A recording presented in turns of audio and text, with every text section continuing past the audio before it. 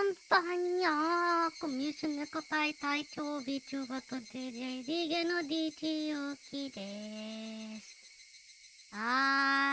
We are at chapter 10 right now of Higurashi no Naku Koro ni Kai, Tsumihoroboshi hen. Wee! Whoa. Oh yeah. So, where are we right now in terms of the story? So, a reminder to everyone that Tsumihoroboshi hen focuses more on Rena-chan. And actually we might be able to see it through the let's load this.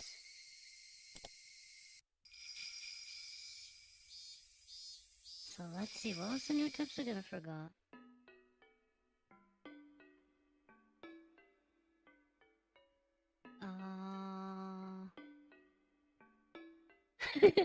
Kind of forgot exactly. I mean, the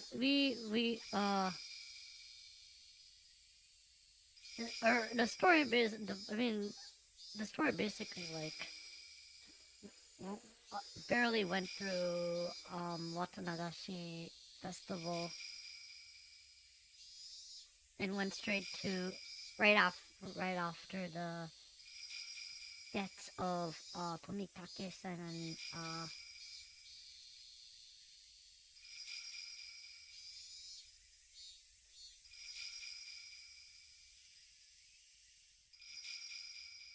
and Takano-san. Let me hold on. Higurashi.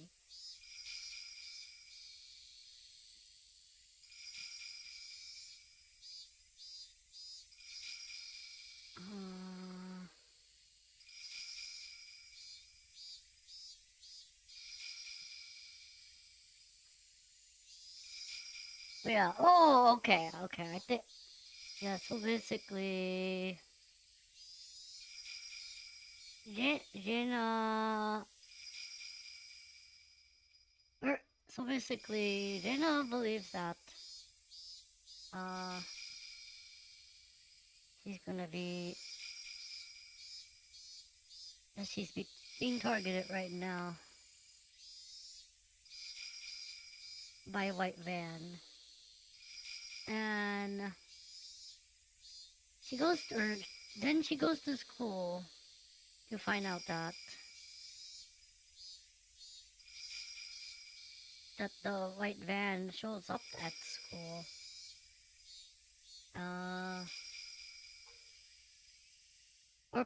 At the moment, it looks like Rena or the white van is actually workers. What was it? Yeah, there were workers fixing up this landscaping, basically. I believe. And then she told she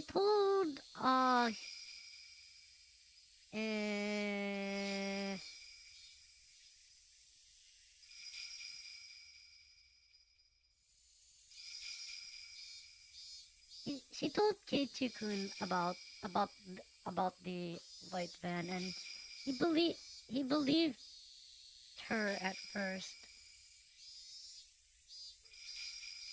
but then later on Keiichi-kun started doubting the stuff that Rena told him.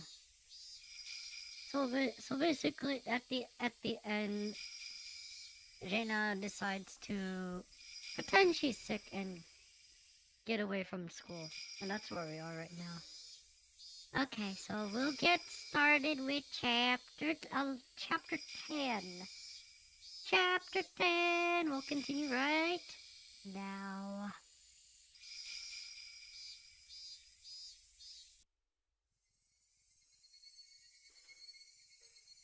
They were mowing the grass near the fence which was probably a cover to monitor the surroundings. Just in case, I tried to escape from the school. But they must have been thinking that would happen only after school was over.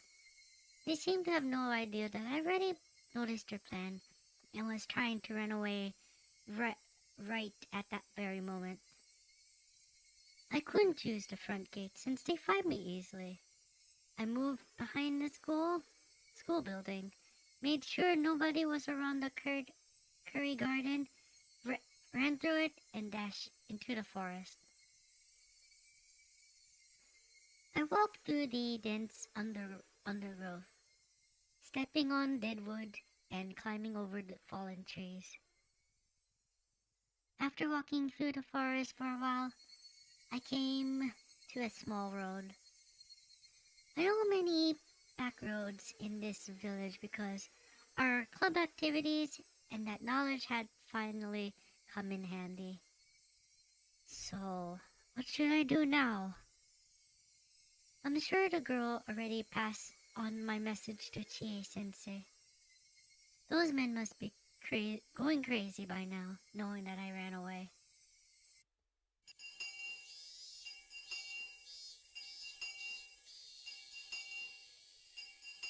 Did anyone else talk to Ryugu-san before she left school? Everyone in class looked at each other and shook their heads. Chie-sensei looked a bit upset that Rina left school early without telling her in person. Rina-san has been feeling sick these days. Me. She left her bag here. What happened to her? I have a bad feeling about this. What? I think I know what's going on. I'm not sure, but I have a bad feeling about this. She must have taken another ridiculous story seriously or something. I hope she didn't do anything crazy. I hurried home. My father might be at his new job, or he might have gone shopping. He wasn't around when I got there.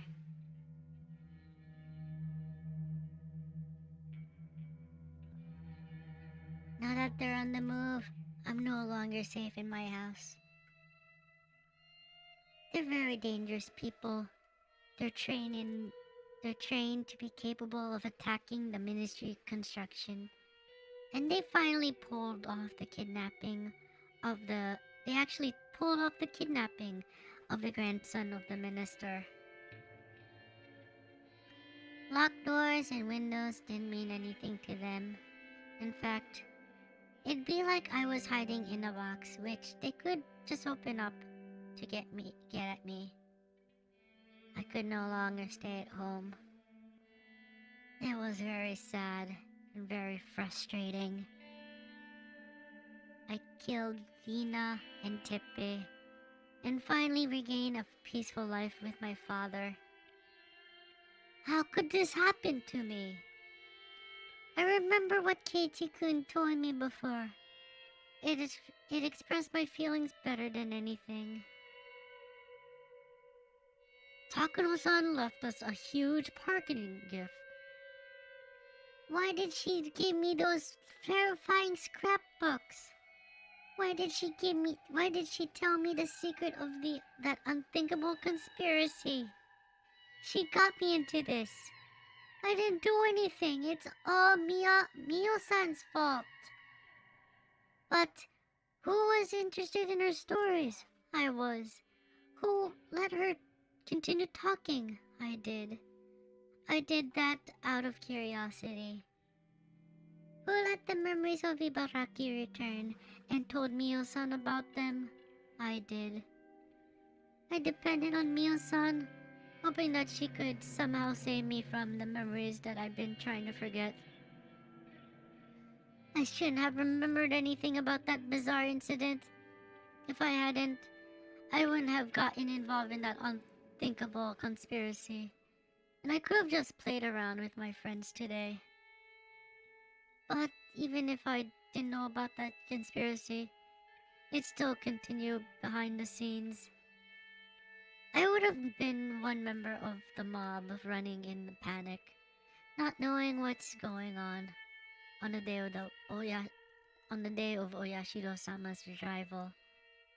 I would have just swallowed up their conspiracy anyway.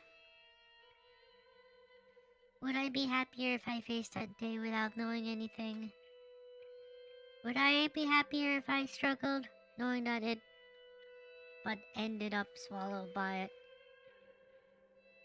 If I'm going to end up the same way no matter what I choose to do, I'll fight. I'll choose to fight. Because that's how I seized my happiness before. When Nina invaded my home, seducing my father, I felt like it was the end of the world. I lived on the verge of despair every day. I thought it was the worst misfortune that could befall anyone. But the way things are going, it wasn't really that bad at all. I had only 2 enemies, Mamiya Nina and Hojo Teppe. I knew my enemies and I knew how many there were. I lured them out one by one and I attacked them in the dark. It was a very easy problem to solve. But what about this one? I don't know who my enemies are, and I don't know how many or how strong they are. Even the people I once trusted might be my enemies. I can't possibly be sure. It's totally different from the previous problem. This might be the end of the world. This time, it really was the worst thing that could possibly happen. But is that really the case? With Nina, I felt like it was the end of the world, but I no longer think it was that bad.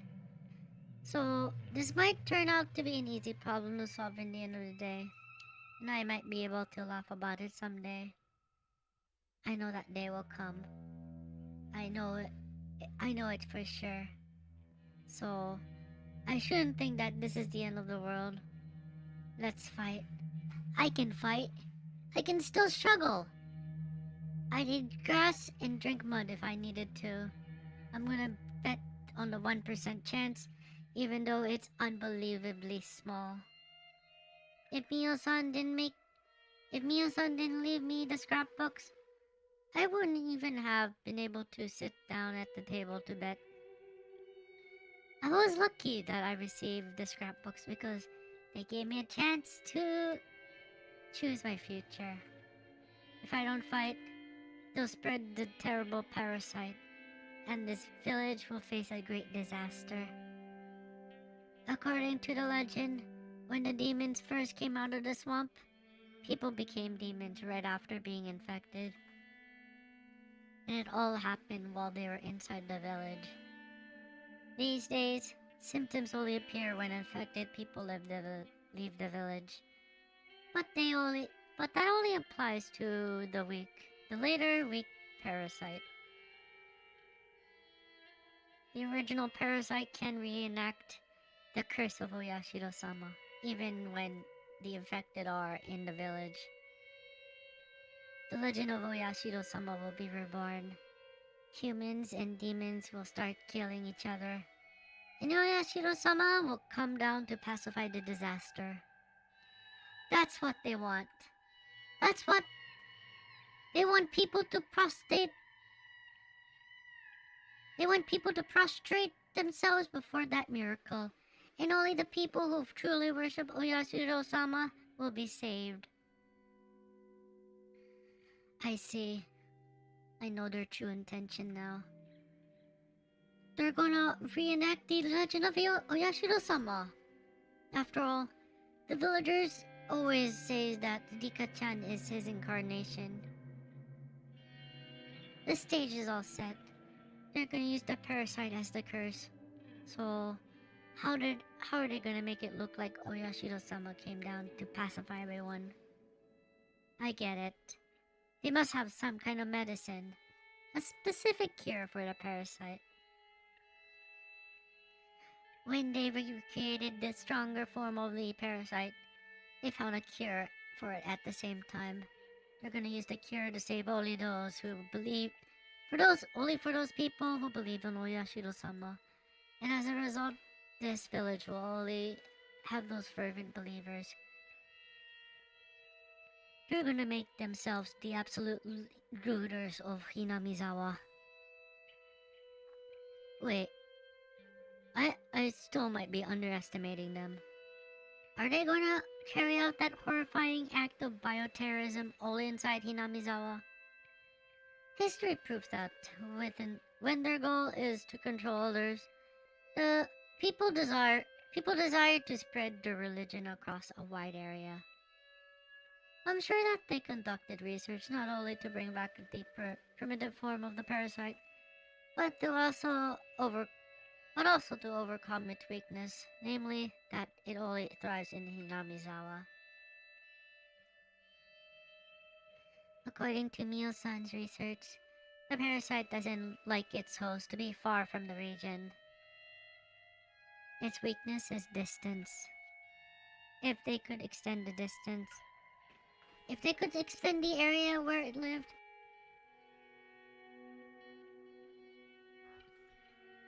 I wonder how far along the research is. By now, the parasite might be able to live not only in Hinamizawa, but in Okinomiya as well. Or maybe even in the city. Maybe the whole prefecture? It might be able to cover nearby prefectures as well. This might be too serious to This is too serious to just call it a conspiracy. It's horrifying enough, and its scale large enough. No, it's horrifying enough, and its scale large enough to call a revolution. The day of revival is probably not far off. I can tell by how far they killed Mio-san and by the extent of their pressure they're putting on me. They're trying to get rid of the small fish bones stuck on their throat by any means, because that day is coming ever closer. I'm the only one who can stand up against their revolution. I can't trust anybody. I think I can trust Keiichi-kun, but nobody else. Mi-chan is out of the question. I can't trust Rika-chan either. Satoko-chan and Rika-chan stick together like super glue, so I can't trust Satoko-chan either. I can't trust any adults. I can't trust anybody. Nobody's on my side. I have to stand up against them alone. The clock is ticking towards the day, and the ticking noise made me frustrated. How should I fight against them? What should I do? I needed time to think. I needed a place, a safe area, where I could concentrate on thinking. Fortunately, I had such an area already. My hideout at the garbage dump. Nobody ever goes there, so it's safe. Even if they found out about that place, I'm familiar with its surroundings. I know escape routes and places where I can hide. But it has its big shortcoming as a hiding place. It's not hard to imagine what it is. I don't have any stock of food there. That's why I came home. I opened one of my father's drawers and took out his cash box. The contents haven't changed since the last time I looked inside. There were many new 10,000 yen bills in the cash box. I took them all. I couldn't tell how many bills there actually were, but it looked to be about 80 of them. This should be plenty. If I evaded them long enough to use all of this money, that would mean I did pretty well. Plus, I might be able to use it to buy somebody off. You can never have too much money, especially in a situation like this. I didn't take the bank book. If they were waiting in ambush at the bank, I'd be done for. It's too risky to withdraw money at the bank. I grabbed my backpack. I took the key for my bicycle. I put everything I think would be convenient to have into the backpack. I didn't care if it got heavy. I chose what was necessary to carry around later at my hideout. If there ended up being something that I didn't need, I could leave it there. I looked at the clock. It's been 30 minutes since I came back home. I stayed here too long. I rushed out of the house.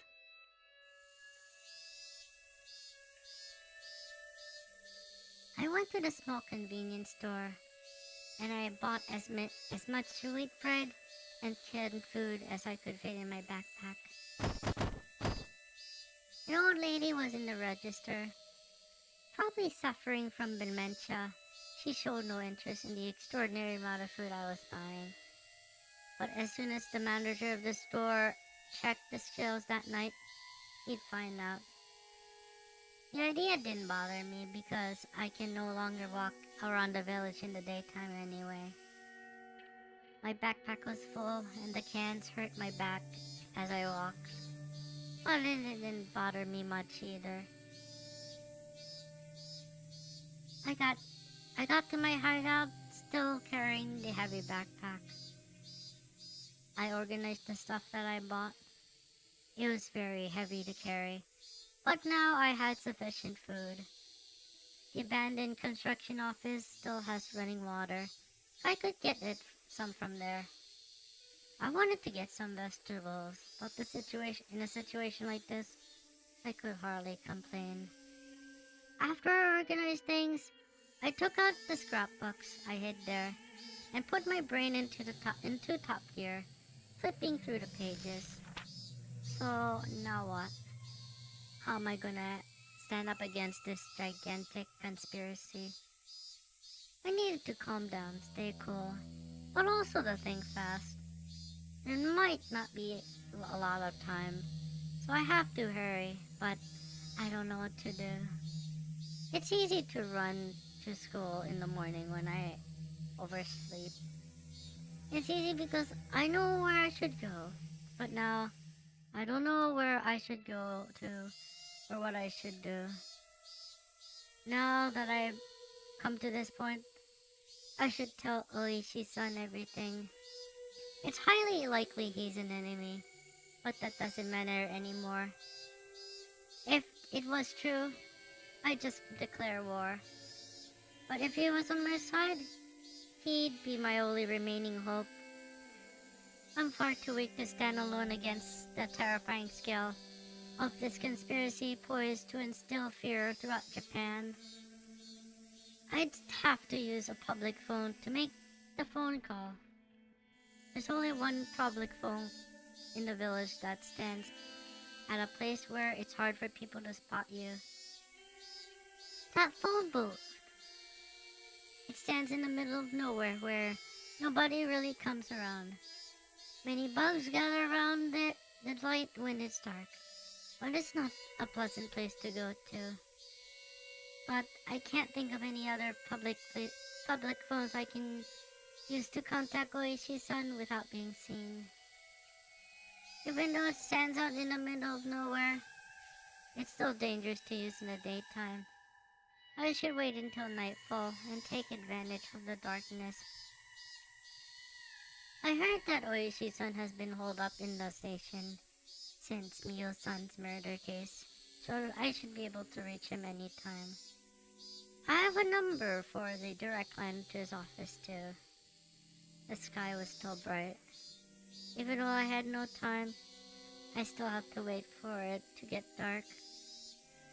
Frustrated, I glared at the sunset.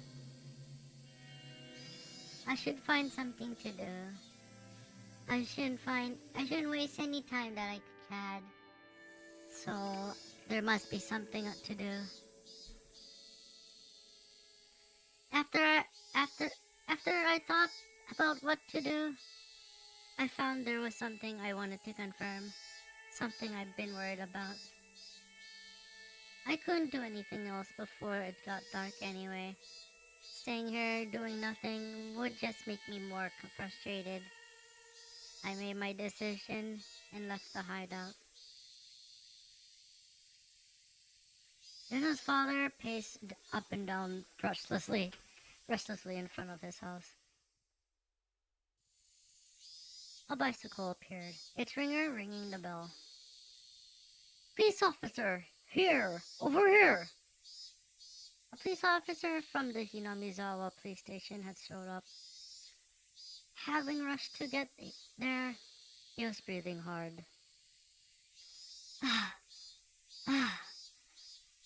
I hope you didn't wait too long. Please tell me what happened. I know, I locked the door before I left. But when I came back, the door was left open and he let the police officer into the house. And look!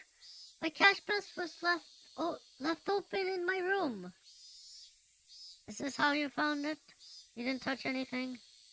I didn't touch the cash box itself because I thought they might have left fingerprints. I did touch the contents a little bit to check what was missing. Oh man, what did they take? They didn't take my banknotes or bank books or my personal seal, but they took the cash.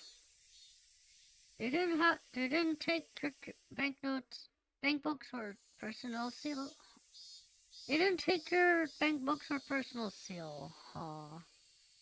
You were lucky. Professional thieves today don't take bank books because they know how easily they can get caught by using them. This might be a professional cat burglar. Instead of taking the cash box with him, he opened it here. He has to be a pro. So how much cash was in there? I haven't counted it for a long time, but I believe there were around 110,000 yen bills. Oh, I see. Did you tell anyone you had that much cash in here? No, I didn't, but they probably knew I kept some cash in the house. They? Who are they? Can you tell me more about them? It's kind of an embarrassing story. Her name is Mamiya, and just then the phone rang. Oh, excuse me. I'll just go get that. Please give me a minute. He grabbed the phone. Hello, this is the Hyuga residence. Hello, this is Maibara. Is Rena-san here? No, she hasn't come back from school yet. She hasn't? I'm very sorry. I'm in the middle of something right now. Can you call back later? I'm sorry. Bye. He hung up right after that.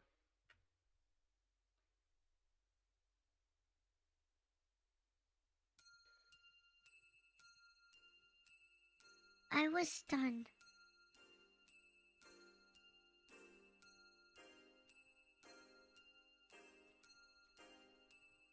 It didn't look like anything had changed on the surface. It was hard to find this place at all because it perfectly blends in with the surroundings. I only found this place again because I remembered there was a tree with a big lump of wood on it nearby. The spot where I buried the corpse were perfectly camouflaged, as if nothing had happened. That's why at first I thought I came to the wrong place. But I could make certain once I stick a shovel on the ground. I should be able to tell right away whether this place was dug up before or not. After several false starts, I found the exact spot where I buried the corpses. But the biggest problem of all is that there was no bags in there at all. Wait, why? How come? Wait, did I bury them deeper than this? No, I didn't. I remember exactly how deep I buried them. I know I didn't bury them deeper than this. I wasn't expecting this.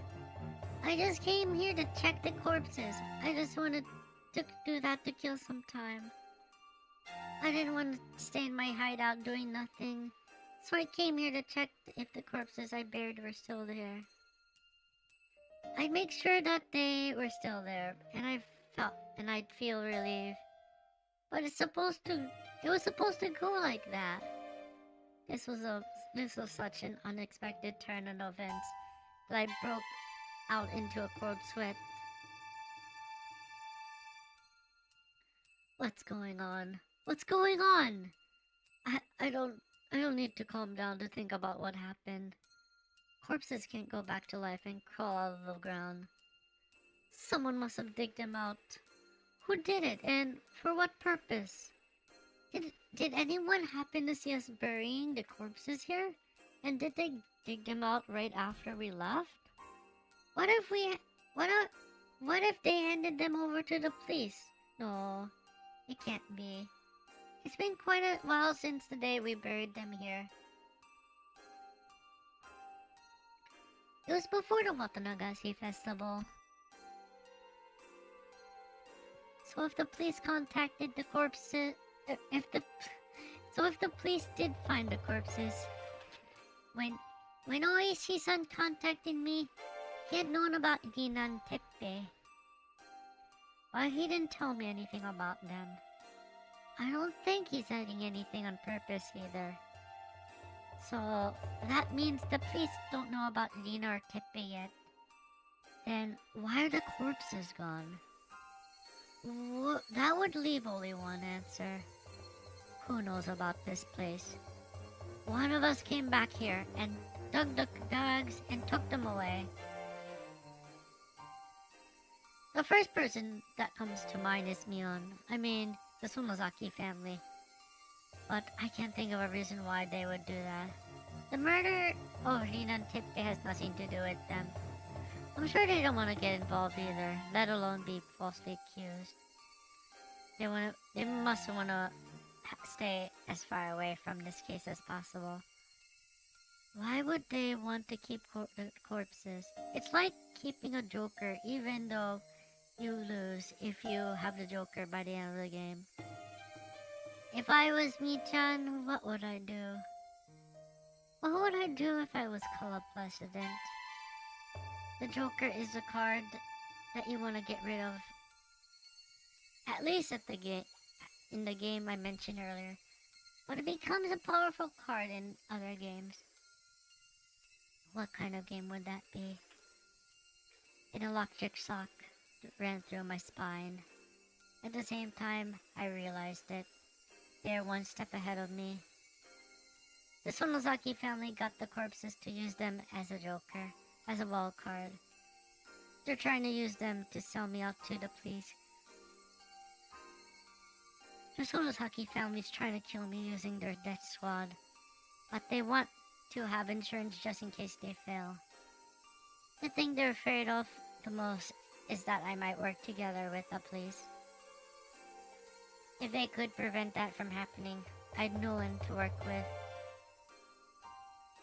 If that happens, I can no longer run away from them.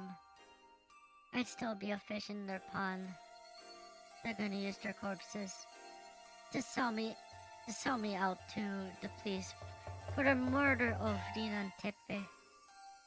If the police started seeing me as a suspect, they'd never listen to my story. They could have turned my last hope, but this will certainly turn them against me. But I'm sure the Sonozaki family doesn't want to use their joker, unless absolutely necessary. After all, Sonozaki's Mion helped me bury the corpses. Plus, they don't want the police to hover around Hinamizawa when the day of arrival is so close.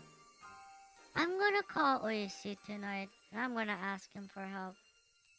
I'm gonna tell him everything, including the things I haven't even told Keiichi-kun. I don't know if Oishi will believe me. This is a gamble, and my chance of winning is very small. Plus, my worst enemy has the Joker. The bags with the corpses inside. I'm impressed with Leon. That's just what I expected from the dear leader of our club. This is a battle that I'm betting my life on. But to Leon, this is like a board game, taking place across Hinamizawa itself. I grinned, repeating to myself that it's just a game. I put my life on the line for every club activity we do, because I don't want to suffer the punishment. This time, that's become the literal truth. There could only be one reason why they're trying so hard to drive me up into a corner. It's because they're afraid of me. I assume I was a little girl with no power, running about in confusion. But my enemy must not be thinking that way. If they didn't think I was a threat to them, they wouldn't take risks like this to drive me into a corner. That means the scrapbooks Mio-san left me must be way more dangerous to them than I think they are. I see. They have the Joker, but so do I. The Joker I have is so deadly and so powerful that I can break their plot into pieces. That's why they're so eager to find me. A quarter mouse really can bite a cat. I felt my fear towards my enemy fade away all of a sudden. Just as I feared them, so do they fear me too. So this is an evenly matched game. I don't have as bad of a hand as I thought I did. I was right to come here. I found out about the card my enemy was holding. This is a big deal.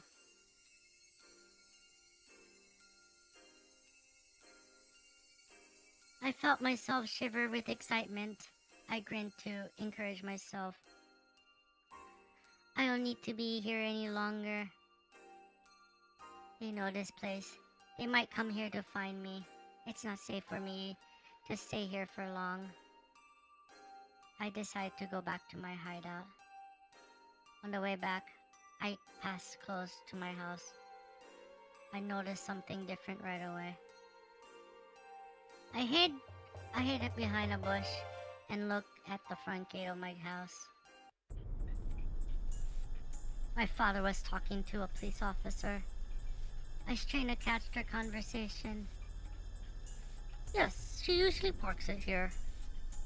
My father pointed to the place where I usually park my bike. Okay. Please let us know whenever your daughter comes back. We'll try to find her as well. Mi-chan, you're good. Did you already play your Joker? Mion always starts a battle by attacking without hesitation, and wins. It seems like the police are already after me. My chance of being able to explain the conspiracy to Oishi-san was already small, but this makes it even smaller. No, that's why I'm gonna talk to Oishi-san. He sees the Sonozaki family as his enemy, and he's been trying to expose everything about them before his retirement. That's why he'll be in my side. He's not going to fall for their trick. Of course, there's a very high possibility that everything was part of their trap from the very beginning.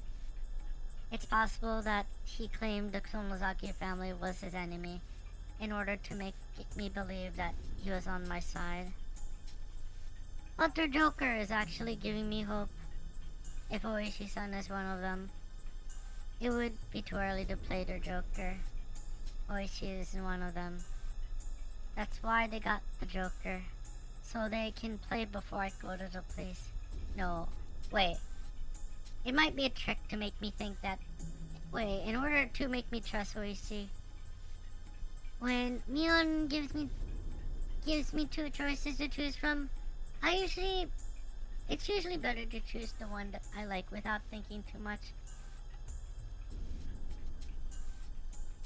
Mion, after all, likes to guess people's intentions in order to confuse them.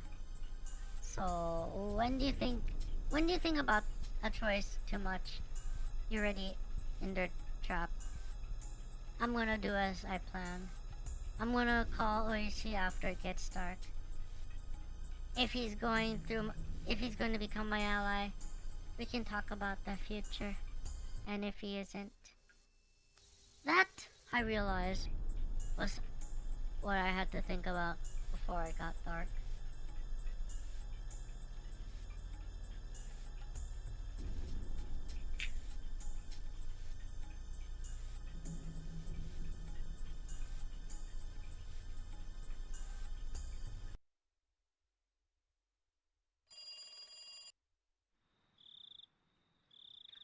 No, don't.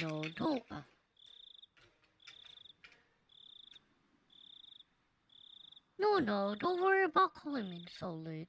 I don't get paid overtime, but I'm on duty as long as I'm here. I started the conversation with an ordinary greeting to try to gauge his reaction. There's a 50-50 chance that Oishi is one of them. If he's their pawn, he'll either lure me out somewhere so he can arrest me, or he'll ask me where the scrapbooks are. But even if he didn't, that won't prove anything. It's going to be difficult to determine if he's on my side or not. And I have to tell him that about these scrapbooks no matter what. My heart was beating very fast.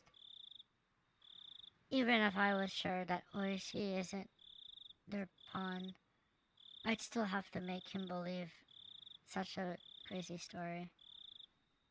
And I have to do that over the phone. Worrying wouldn't do anything to me. This is, I know, a gamble that I have but a small chance of winning. If I didn't pull my chips on the table, the game wouldn't even start. If I didn't put my chips on the table, the game wouldn't even start.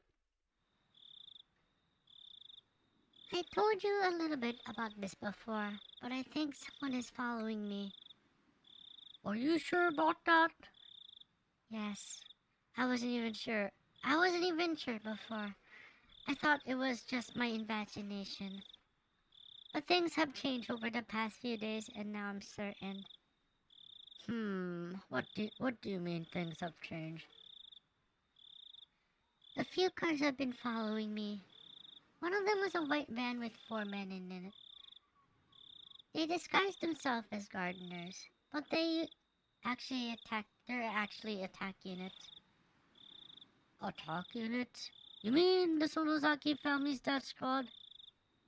Yes, I'm pretty sure it's them. They came to my school today. I managed to escape from them in time, but it was very close. But why would they do that? Do you think you're trying to sniff out their connection to Tomitake's murder? Oichi hasn't mentioned the scrapbooks yet.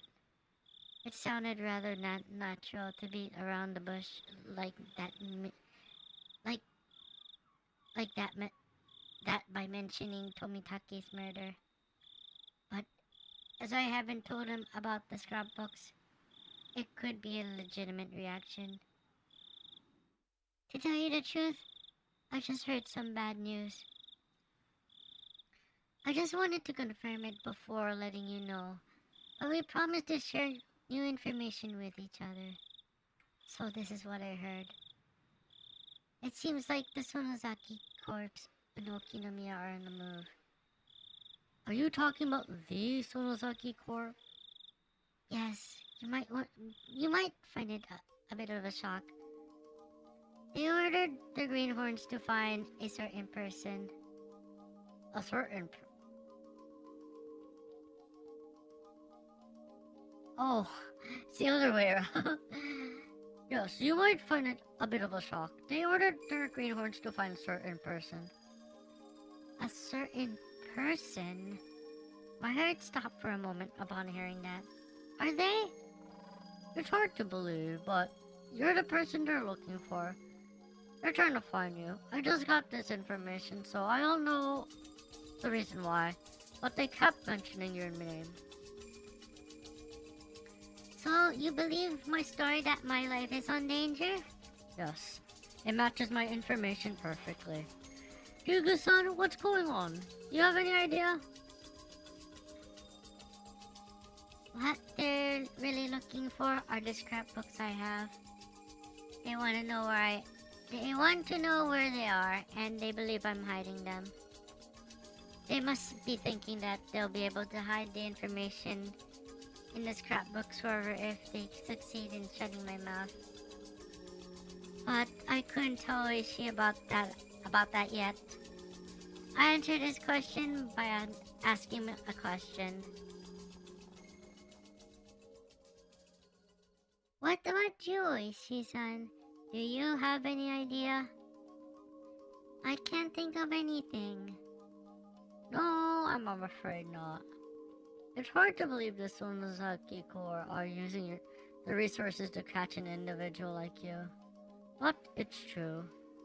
It came from a reliable source. It might be the Sonozaki family who are after me, not just the Sonozaki Corps. It's very unusual for them to take action like this. They only do this when one of their people runs away with their money or something like that. It's usually about some kind of trouble within the group. They've never done things like this to an honest person like you. Well, I'm honored to be the very first one, but I need you to do something other than tell me that they've never done this before. I understand, Ryuga-san. Please calm down. Isn't it your turn to tell me something now? What do you mean? Like I said, the Sonozaki Corps don't take action like this often. They might be under some kind of misunderstanding, but still, it's very unusual that they would usually do something like this. Are you sure you have no idea?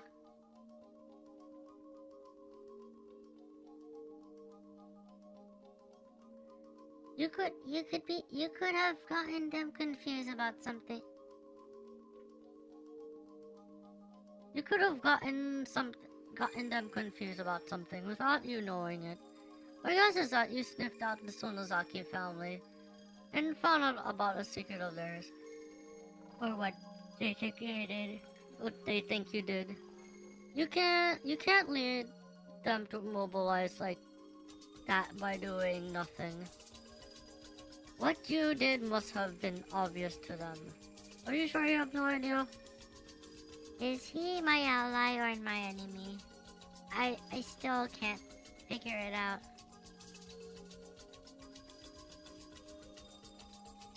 This is it. Make your decision, Ryugurena. Maybe they're after me because I have Mio-san's scrapbooks. Mio-san? Takuno Mio? For scrapbooks. What do you mean? If he was my enemy, he wouldn't be able to hide his excitement. But his voice remained steady, and it didn't sound unusual when he said the word scrapbooks. Well, I met Mio-san at the library a few days before she was... Well, I met Mio-san a few days before she was murdered. We talked about we talked and got along well, so she let me borrow some of her scrapbooks, in which she wrote about her studies. Scrapbooks. Her studies. Yes, Miyo-san was studying the history of Hinamizawa. She summed up her findings in these scrapbooks. I think when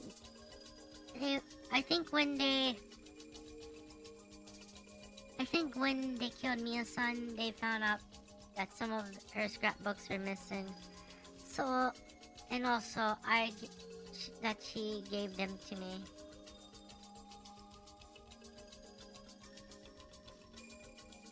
You're after the scrapbooks? Yuuki-san, what in the world are you talking about?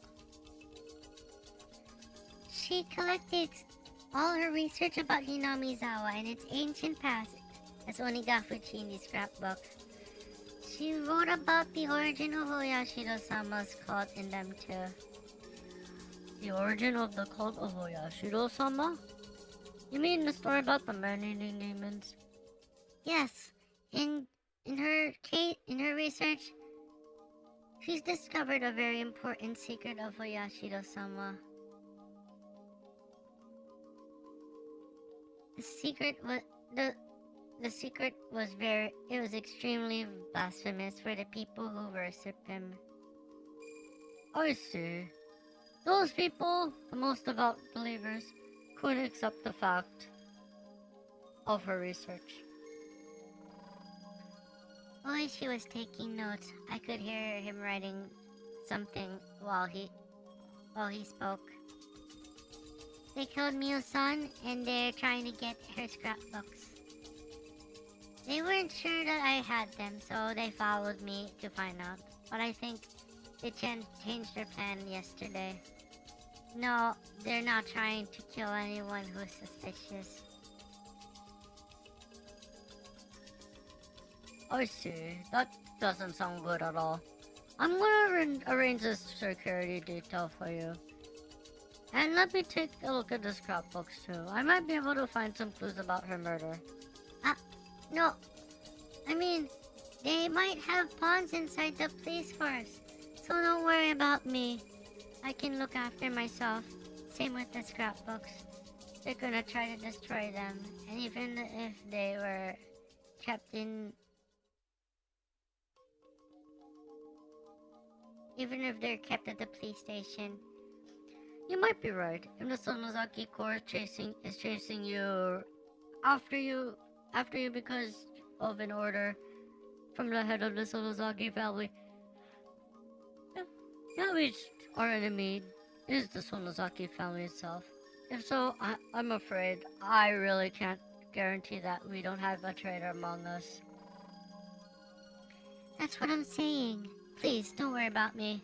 But I have a favor to ask you. It's very important. Go ahead, what is it?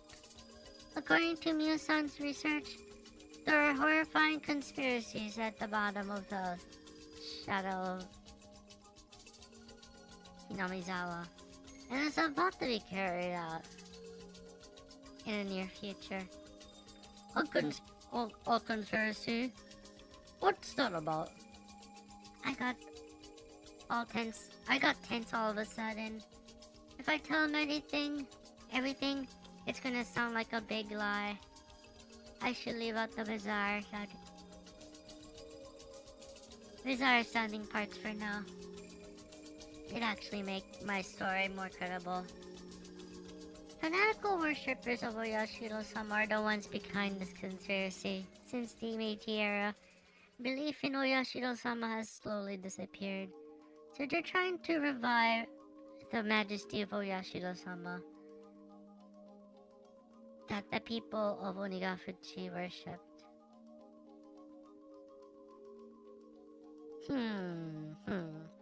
Go on, I'm listening. I'm just writing this down. According to Miyo-san's research, the origin of the legend of Oyashiro-sama lies in a primitive endemic disease.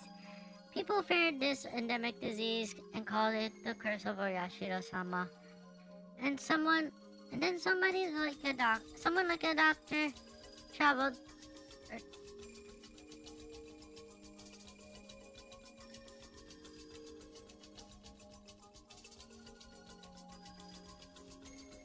and someone like a doctor treated the disease and was then worshipped by the villagers as Oyashiro-sama himself. The village was then returned under his control. Oh, I see. That's interesting. Go on. The endemic disease was caused by a parasite unique to this region, but it became weaker with every generation, and now it doesn't do any harm to people as you'd imagine. To them, a harmless endemic disease means no curse of Oyashiro-sama.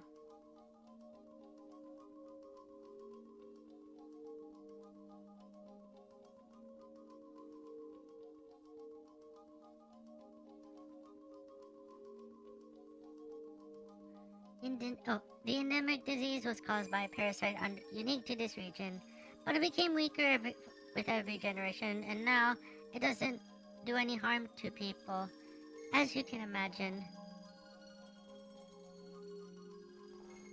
To them, a harmless endemic disease means no curse of Oyashiro-sama. No curse means no savior. They can't keep the sanctity of Oyashiro-sama like that. And to revive the sanctity of Oyashiro-sama, it means they have to revive the endemic disease, right? That's right. They want to recreate the legend of Oyashiro-sama in order to make Oyashiro-sama a deity again.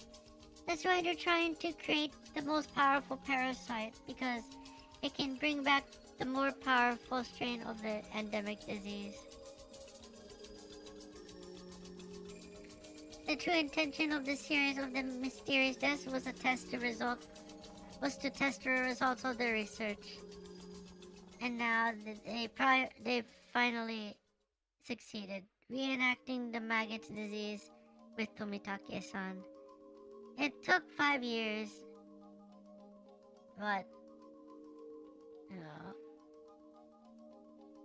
it took them 5 years, but they managed to bring back the parasite back to its original form. What the hell? Their goal is to spread the parasite, use the cure they developed to only save those people who believe in Oyashiro-sama, and create for them a paradise. Are you sure that's all true? The scrapbooks say that most of the residents in Hinamizawa are infected by parasites. There's medical evidence of its existence too. I can't believe it. Damn it. That Haguryo is on death's door already. Yet, she can't just cast the sticks on her own. This is indiscriminate terrorism. What the hell? The original parasite could only survive around Hinamizawa, but there's a high possibility that they improved it so they can.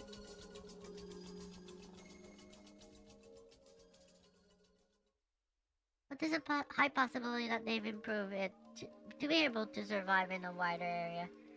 It's going to destroy not only Hinamizawa, but also Kinomiya, or even the entire city, or the entire province. Damn it, what should we do? Who's behind all of this? It's the 3 families. Most likely the Sonozaki family is in charge, but I'm not sure if Orio's the leader or not.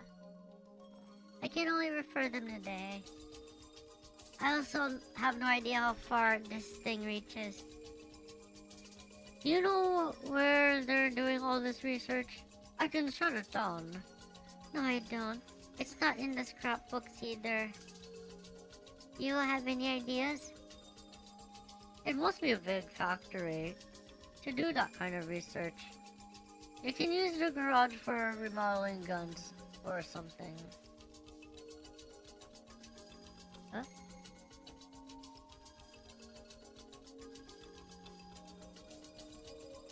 Or something like that.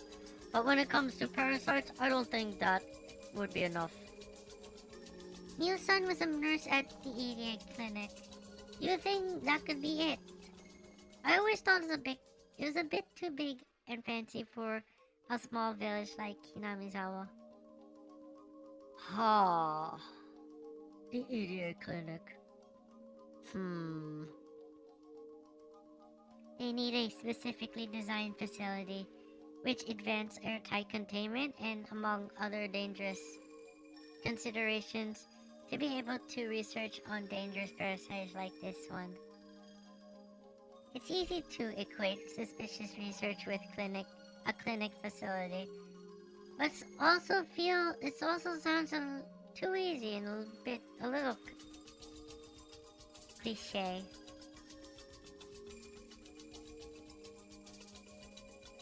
At first, I thought they converted part of the clinic into a secret research center, but that actually sounds a little too unrealistic.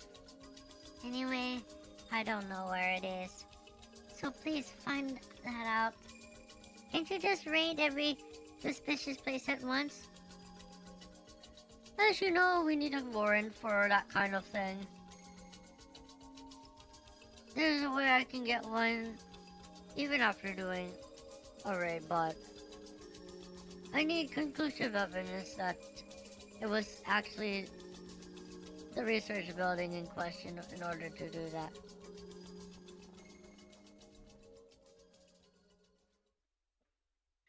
Well, she's a police officer. If he's gonna work as a police officer, he has to follow the rules. But they really are planning bioterrorism. There has to be a reason why they killed Mio-san so quickly. I think the reason is because of their day of revival. That their day of revival isn't far off.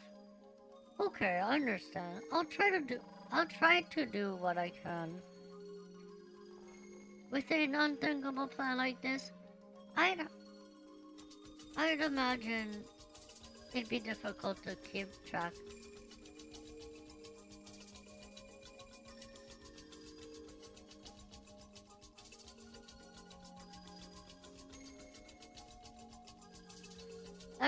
I find it difficult to keep all the Sonzaki family members in their side. I'm sure there are some who are secretly against it. I'll try to make contact with those people. Don't worry, I'm very good at these things.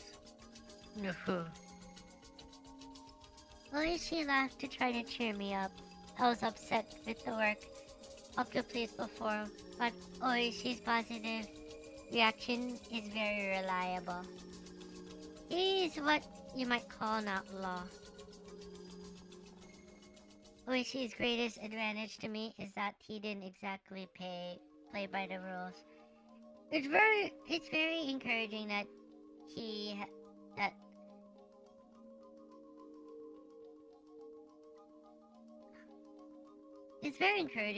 has that kind of skill, especially since we have to both act very quickly and without inconclusive evidence. The police normally investigate incidents after they've happened, but it doesn't work in this case. If an accident really does occur, it's gonna be a big disaster. Mio-san exposed such a horrifying conspiracy. I'm scared. She met with a very sad end. She was burned to death in the mountains of Gifu. I feel sorry for her. Alright, I forgot to tell you something. We found something odd about her death. Something odd?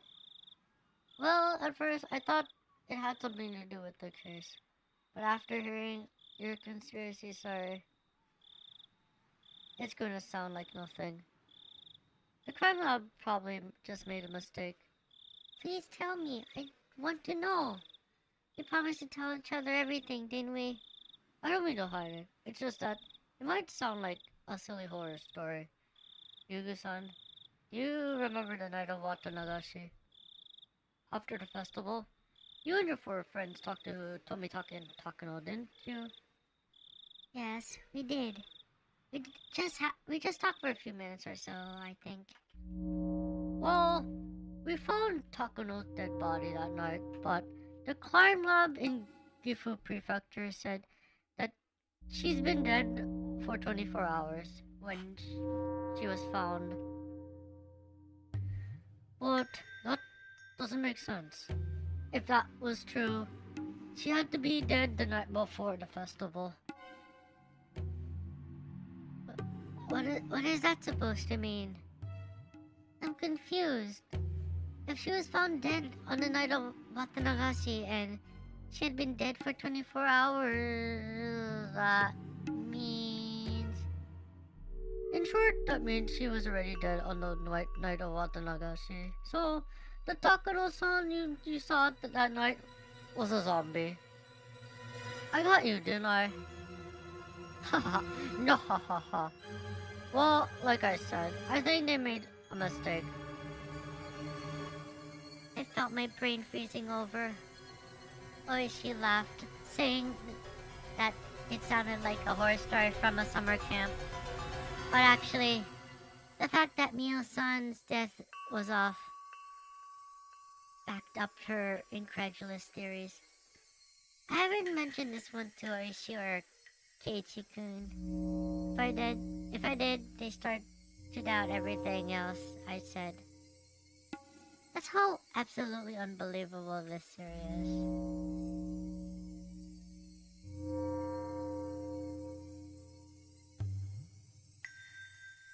At any rate, the mismatch with time of Mio-san's death means a lot. What irony. Mio-san came up with a theory, and she proved it correct with her own life. No, not yet. This doesn't prove anything yet. If your theory is true, it might happen again. There's no way. There can be no way. I still can't believe it. She just said it. He said that Mio-san was already dead on the night of the festival. It means that Mio-san was walking arm in arm with Tomitake-san on that night wasn't Mio-san.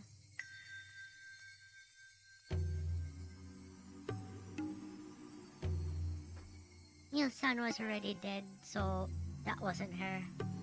That means she was... I felt a new sensation, one I'd never felt in my life before. It wasn't an ordinary kind of dread. It was a fear of the truth. No matter how worse than the fear of accepting a truth you don't want to believe. Compared to this fear, the fear of being stalked by the Sonozaki family or being burned alive in an old drum looks silly. That's how deep of a fear I felt, and I felt it crawling all over my body. Yuuki-san, please listen to me. I understand you don't trust the place. It's true that the Sonozaki family has control over the entire city. There are some traitors at my station too. But you're in danger. You can trust me. I want you to trust me as an individual person. I can provide shelter for you. It's in a place nobody knows but me. Please trust me. I don't doubt Oishi-san at this point. Actually, I think he's very reliable. I would have said yes without a second thought. But the situation has drastically changed. If Mio-san's death backs up this unbelievable truth, I trust Oishi.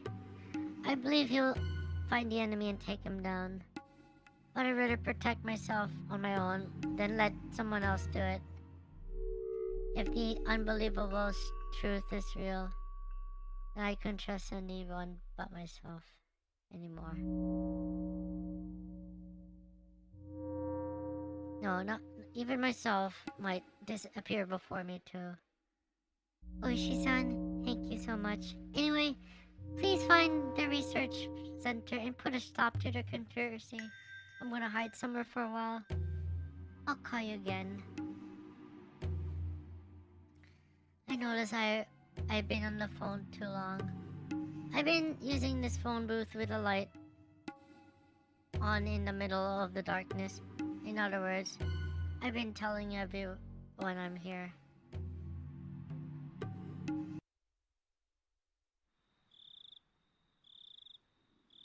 Moshi moshi! Moshi moshi!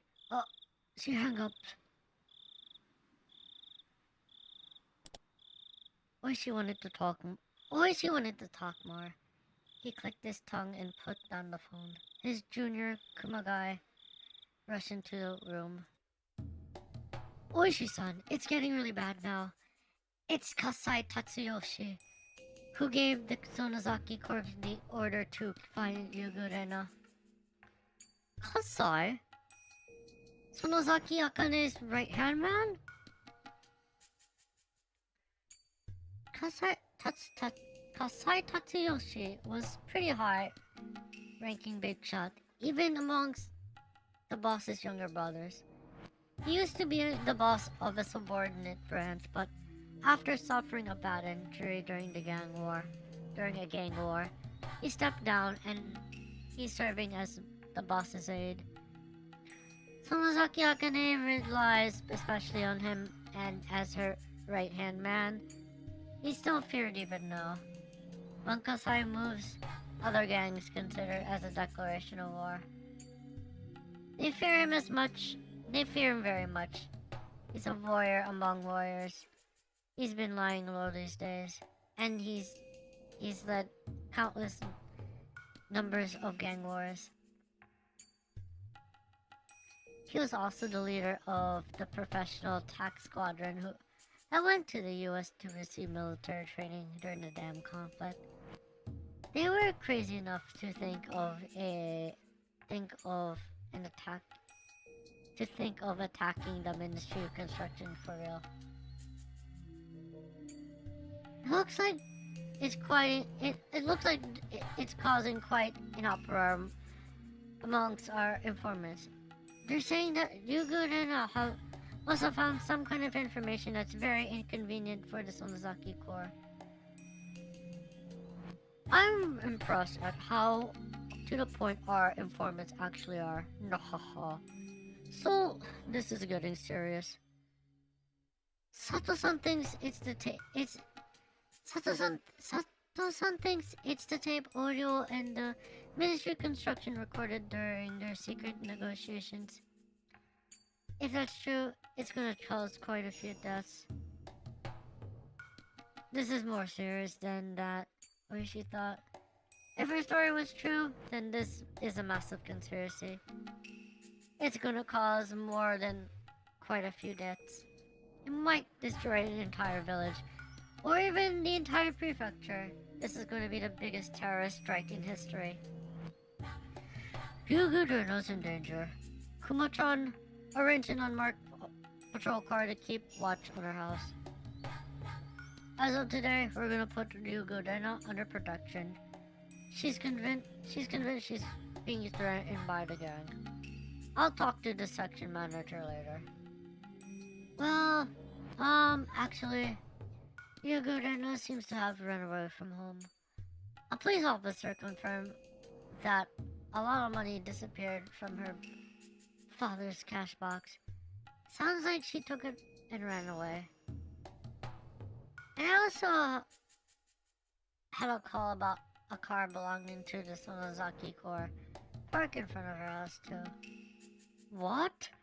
Why didn't you tell me that sooner? Yugurena is in great danger. She wasn't calling me from her house then. We need to find her right away. Get me a car, arrest the people parked in front of her house, and get some guys over here. They're coming with me. Yes, sir.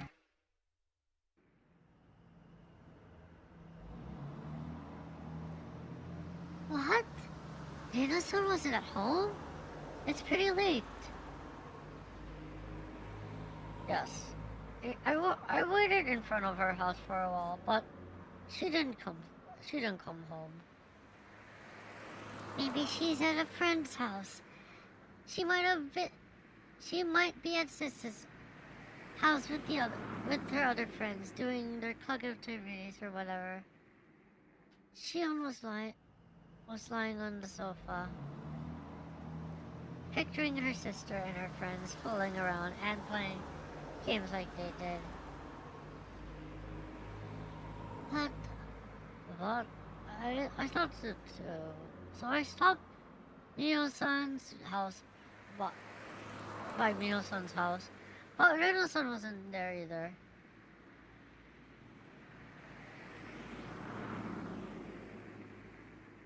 Mio-san was worried about her too. Oh, really? Well, I wonder what happened to her. She might have gotten caught by some hoodlum. Though, that would be unusual. I already told myself to look at her just in case. Look for her just in case. I don't think that's what happened. She's not as weak as she looks. Anyway, why did she want to see me? Asai took Off his jacket. She only told him to go to see Rena because she heard that Rena had requested to see him in person. Oh, I thought I told you. She said she found something you lost. Rena-san wanted to give it back to you in person. Hey, I guess she likes her something. Oh, please. Anyway, I hope she's alright. Right then, The phone rang.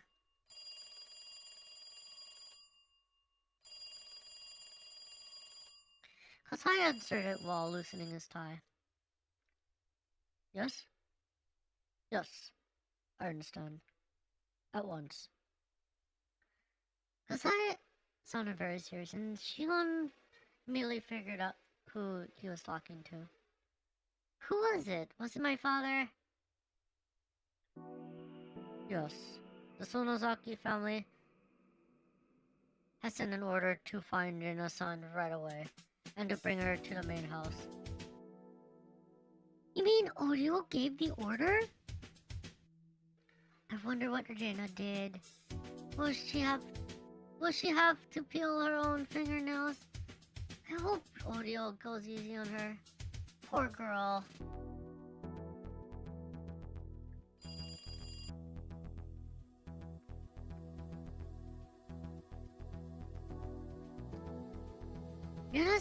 Rena hasn't come home yet? No, I heard that Rena ran away from home and she's hiding somewhere. Hiding somewhere? What do you mean? Also, I just got this information and it seems like the police are looking for her. What? An armored patrol car is watching her house right now. It seems like there are several patrol cars looking for her in the village. Uncle Kimiyoshi received a call from the police too. He was told to use the town network to find anyone that knows where she is. You think they found the corpses we've hid? We hid them deep in the mountains. They couldn't have found them that easily. No, it's 100% impossible. I can guarantee you that. How can you be sure? Well, to tell you the truth, I let the Sonozaki family take care of them. They moved the bags to a secret place. Secret place? Calm down. Don't worry about it. I heard that there's a major logging operation happening this summer on the mountain where we hid the corpses.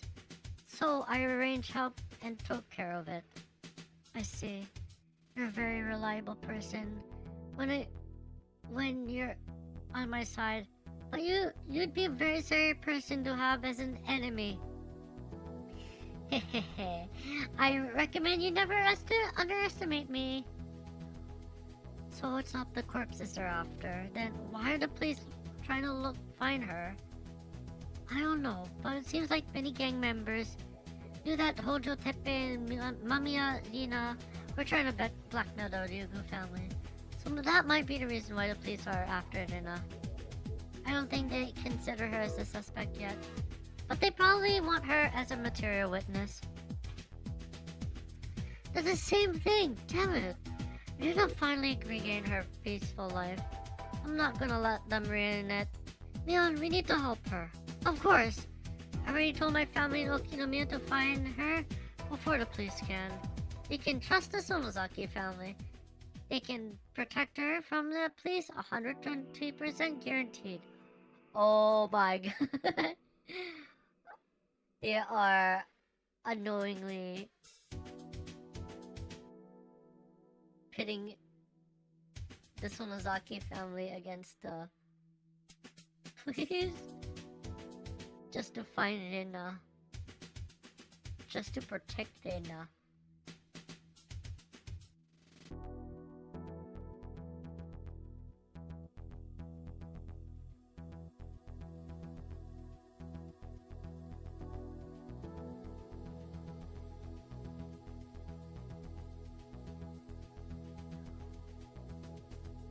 But just finding her purse isn't going to solve the problem.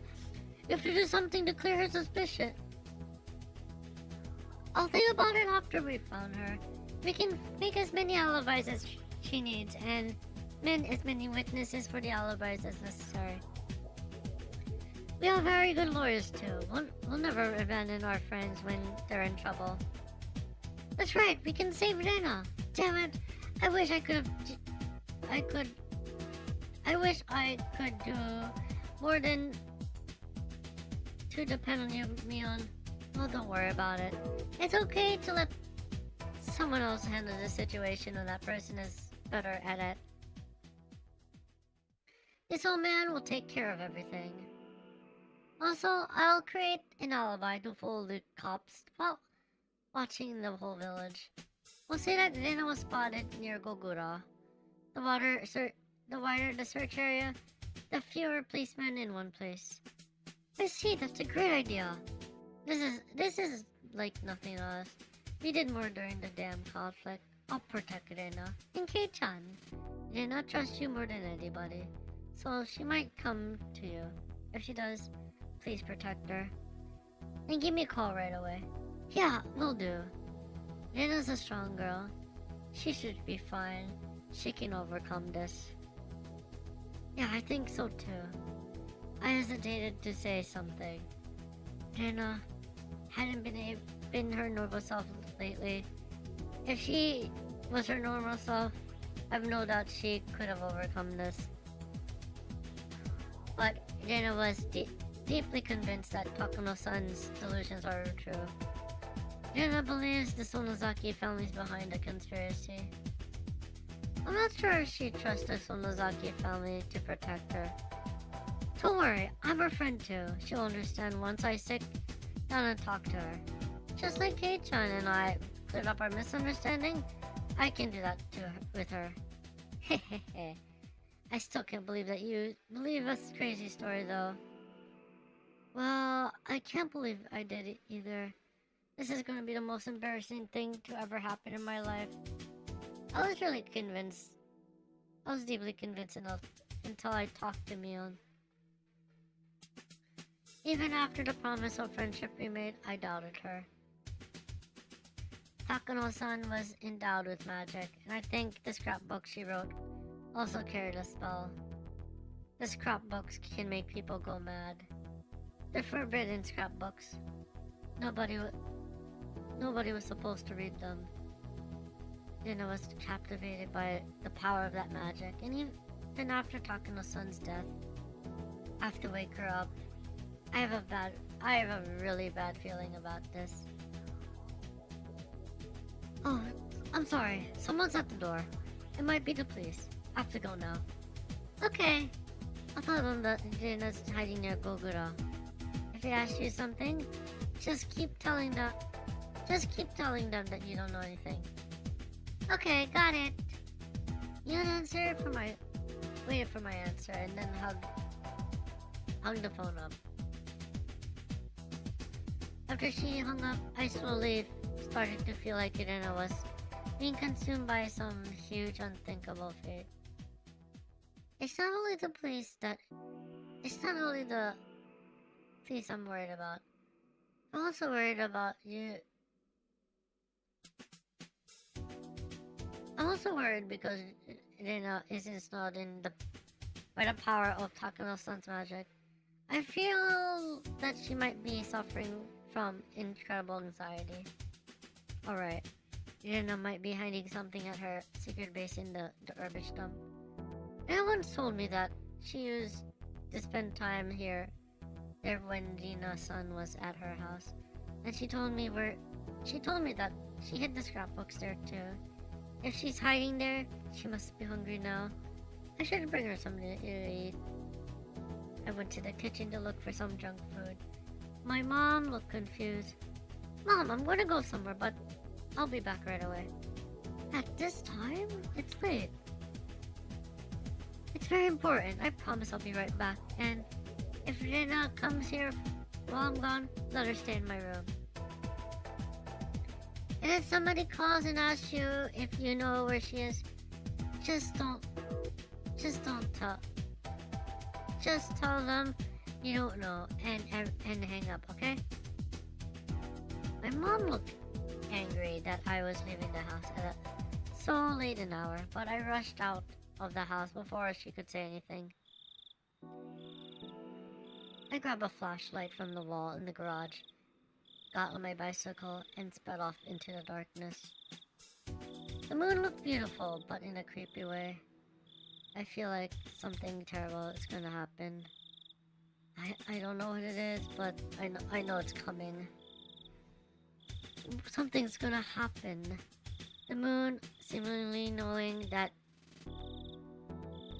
what that something will be, looked like it was laughing at us, pacing back and forth in confusion. Damn it! Laugh all you want. Laugh at this funny story as much as you want. I'm not gonna laugh. I'm gonna fight. I'm gonna smash through whatever fate is waiting for us. Rena, I hope you're there.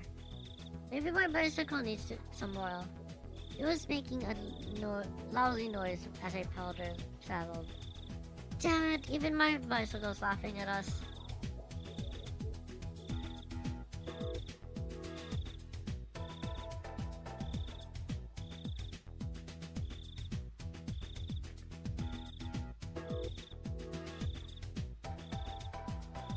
The others. Village of the Body Snatchers. Realize how deep the conspiracy really goes.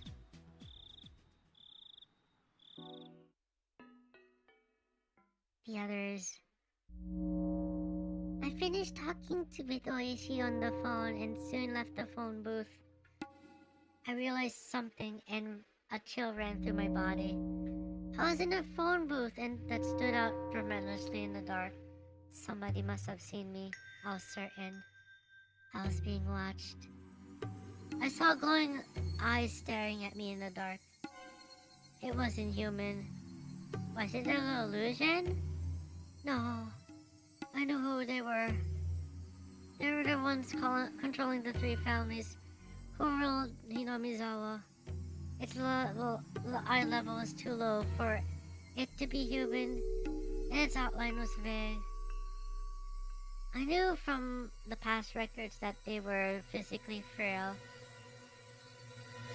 The silhouette, which indicated its inhumane appearance, was unbelievably realistic, especially its protruding head.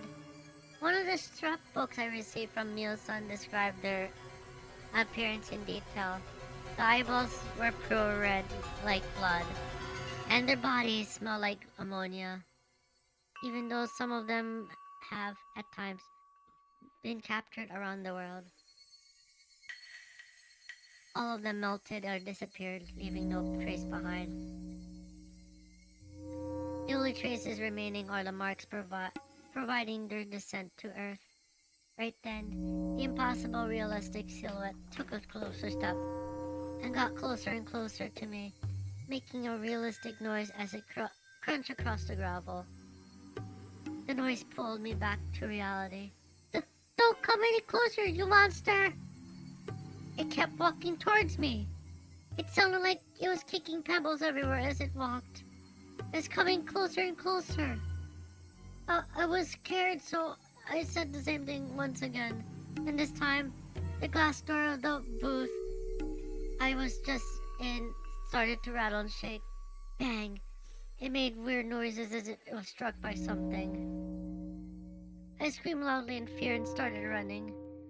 I ran so hard that it felt like my lungs were about to explode, and then I looked back to find that the thing was no longer chasing me.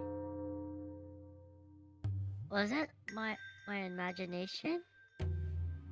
There's no way that it was just my imagination. I definitely heard the sound of the gravel being kicked and the phone booth rattling.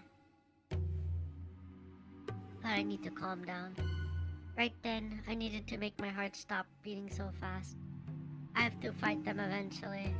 The next time they appeared, I was gonna strike back at them. I was gonna squash their heads with my big racket. I'm gonna protect Hinamizawa. It was my only duty. It was my duty to do so. I wouldn't allow them to do whatever they wanted. I saw the lights flickering in my head again.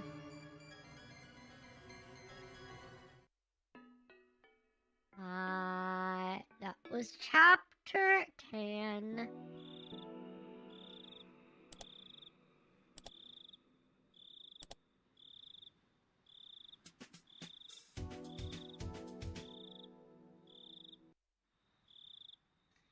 Even if I turned on the light in my hideout, nobody would see it because of the piles of the abandoned cars in the way. While I'm aware of that, I decided not to turn it on just in case. It's a bit scary to hide in this quiet place alone in the dark, holding my breath. I'd have to keep myself busy with something, but my brain won't work properly, and I don't even have the energy to think about what to do from now on. However, I don't have the courage to lie down to sleep or regain my strength either. Every time I heard or thought I heard a suspicious sound, I gasped and stared into the dark. That's all I did all night. Oishi believes the Sonozaki family was behind the conspiracy. But he can't do much without solid evidence. For that, he has to locate the facility where they were doing research on the parasite. But we have no idea where that is. I think the EDA clinic is still the most likely site, but I have no credible evidence. Really, I don't think they did the research in a place so obvious, even if I could guess it. They might be using one of the bomb shelters that was built during the war as some kind of secret underground research center. Now that I think about it, I remember a secret building nobody was allowed into on the premises of the Furude Shrine. I think it was called the Ritual Storehouse. According to Mule-san's research, the Furude Shrine is the center of the local worship of Yashiro-sama. The priest keeps the tools for our ceremonies in the ritual storehouse, and one of the ceremonies is the bizarre festival.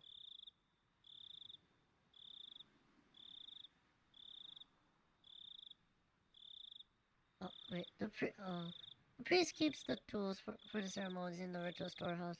One of the ceremonies is the bizarre festival, Watanagashi, and so the shrine storage must be something very sacred, if I remember correctly. Watanagashi was also a medical ritual designed to vaccinate and immunize people against the all too strong parasites. That means that the tools they used for Watanagashi were medical ones. If my guess was right. The ritual storehouse is the most sacred place in the village, well as the most appropriate building to use for medical purposes. It's suspicious. There might be a secret research center in the ritual storehouse. Ah, damn it. The police should be performing a raid on this ritual storehouse, not the Yuuki shrine. Why didn't I think about it when I was talking to Oishi in the phone earlier? I hope Oishi realizes this too. Should I go back to the phone booth and tell him about the ritual storehouse? But when I thought that, I heard a car coming closer. I held my breath. It's not normal for a car to come here this late at night.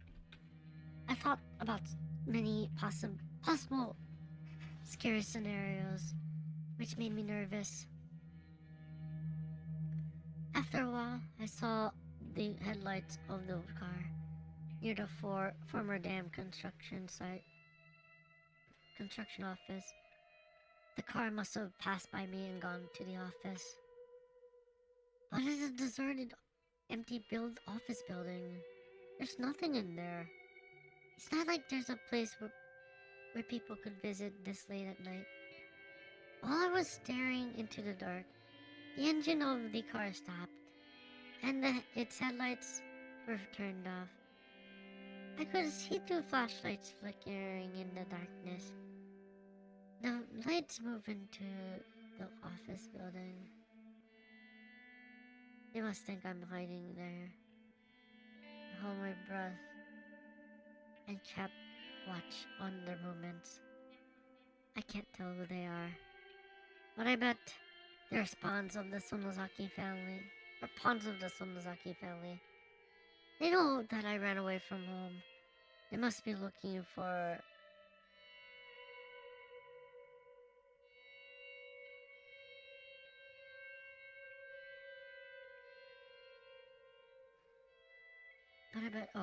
What about the pawns of the Sonozaki family?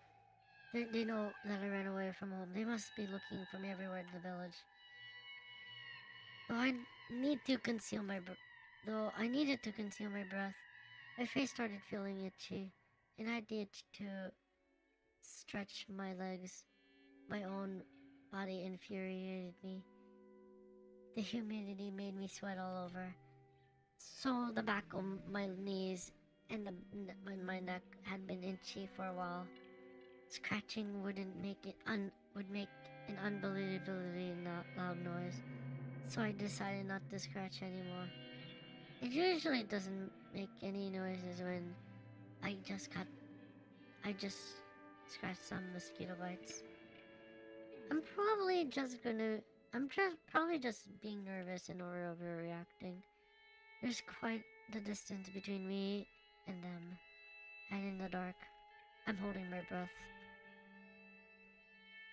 They won't notice me even if I sneeze, let alone scratch myself.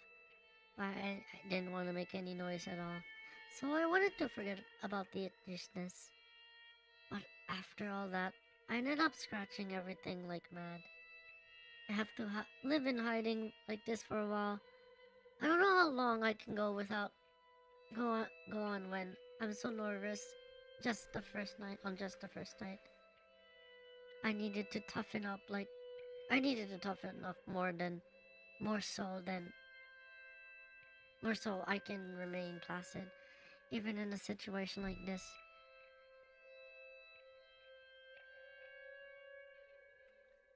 I forced myself to relax,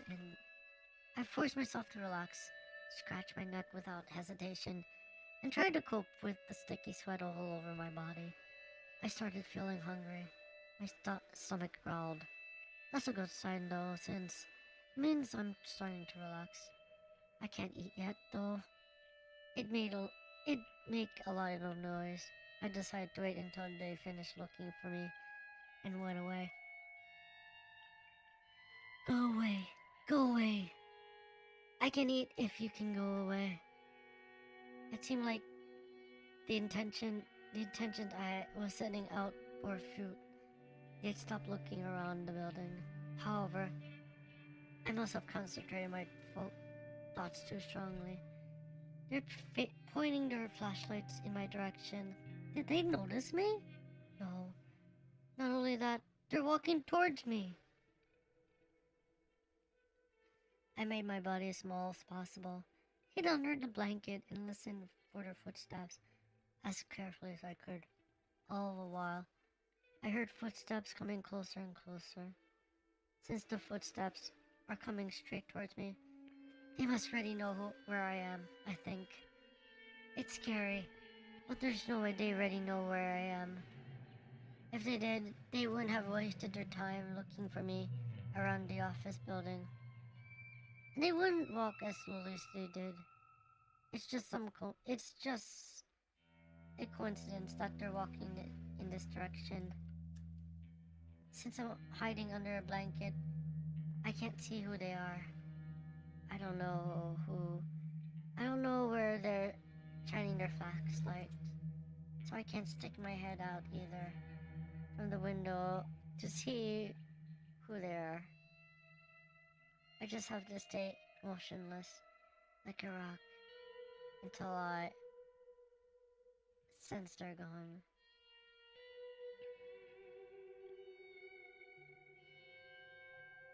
They stopped when they came near my hideout. I could hear their conversation. I don't think she's here. Let's go look somewhere else. You look over here. I could tell by the step of their footsteps that they went their separate ways, and that each of them was walking around the piles of trash separately. I made this hideout of an abandoned car, and I just redecorated it. So on the outside, it looks like nothing other than an abandoned car.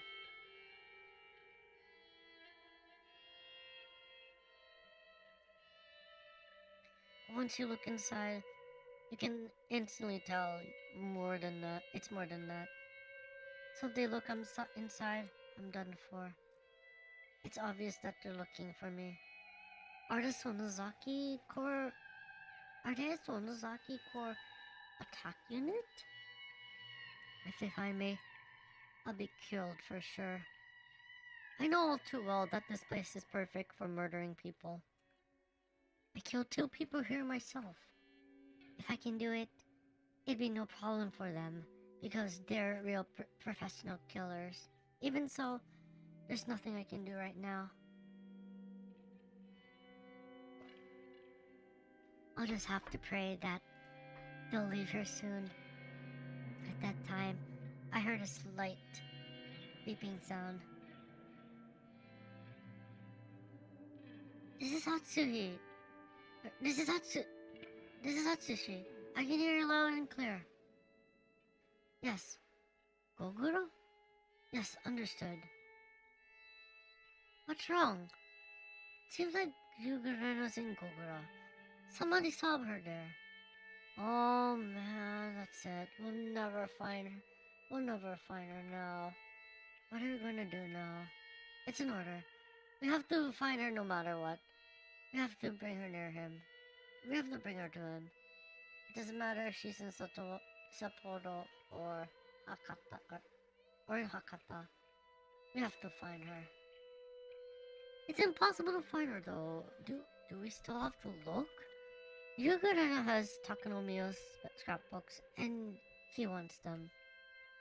He was pretty upset about it, so I'm sure they're worth a lot. So what are we gonna do?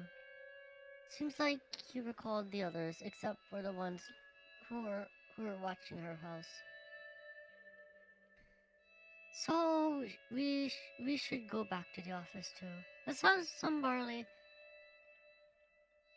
Let's have some barley or something. I heard their footsteps going further, and then I didn't hear them anymore. After a while, I heard the engine of their car starting. I finally got out of the blanket and looked outside the window. The car made a U-turn and drove away. The sound of the engine faded away into the darkness.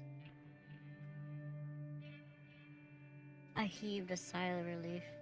I scratched all over my itchy mosquito bites, wiped the sticky sweat off my face and neck, and finally allowed myself to cough. I heard their conversation clearly. They're the pawns of the Sonozaki core without a doubt. It matches with what Oishi told me. And they said something very important. They said they're after the scrapbooks.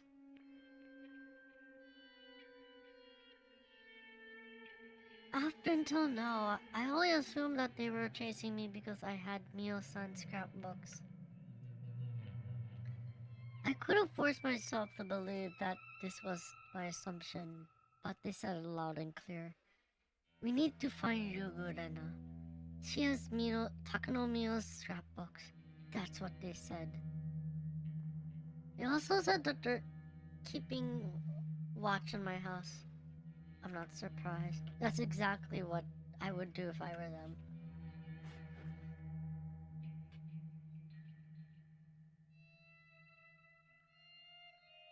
I can't go back to my house anymore.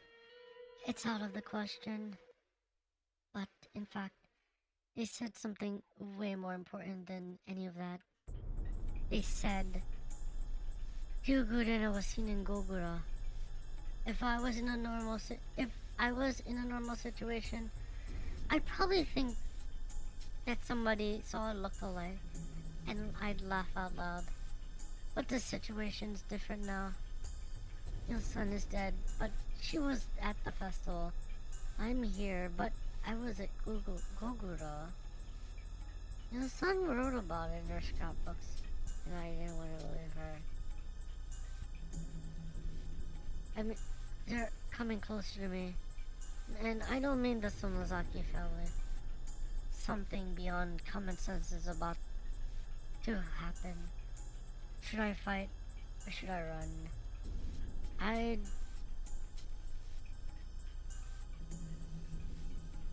don't even know what I should do.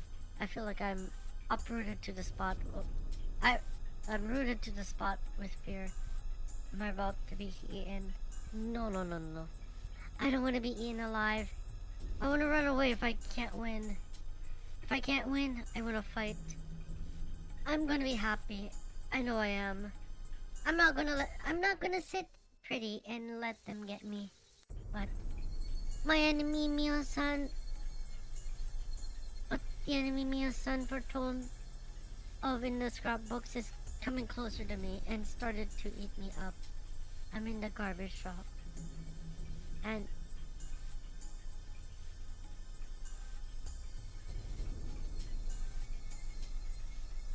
if I disappeared right without anybody knowing it, the person who was living in Gogura would replace me and start living my life. Nobody would notice the change. My father wouldn't My father wouldn't notice it. My friends wouldn't notice it. It would replace me without having anyone notice it. Wait. Many people close to me might have already been replaced already. That's right. The Sonozaki family's planning bioterrorism. And that's only a part of what they are planning. Mice possess them don't get scared of cats. As a result, they don't run away. They'll be eaten by the cats, and they can move into the cats' bodies.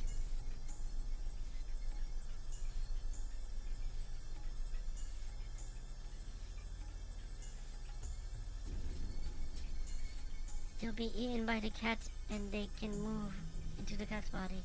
Mice are only used by them for that purpose. It's not that they lose their fear of cats in order to help them achieve their purpose. The same thing goes with the Sonozaki family. They think they're doing things by their own will, but they're just helping them without realizing it. That's exactly how they lived since long ago. Being the parasite, we need nothing but a parasite. We're nothing but a bunch of mice to them. Most mice are stupid. They wouldn't even notice their existence. They help them to achieve their personal the purpose, thinking they're living their lives by their own will. But very rarely a mouse with its own wits is born.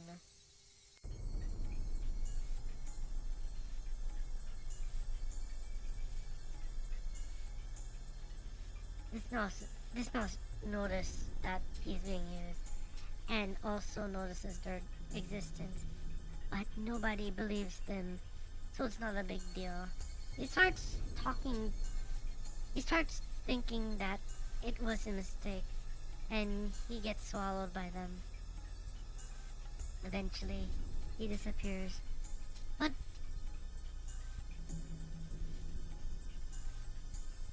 even more rarely, a mouse appears from nowhere, notices their existence, and objectively proves it. That mouse was Mio-san. To them, this mouse was a rare and very dangerous existence. That's why they resorted to an unbelievably bold and violent method to try and eliminate the mouse when it appeared. But surprisingly, we knew about those measures.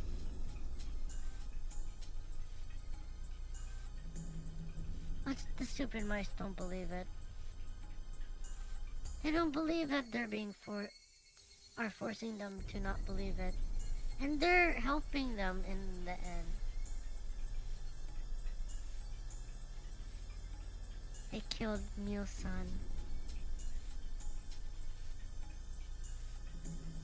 And they tried to replace her. But they made a mistake.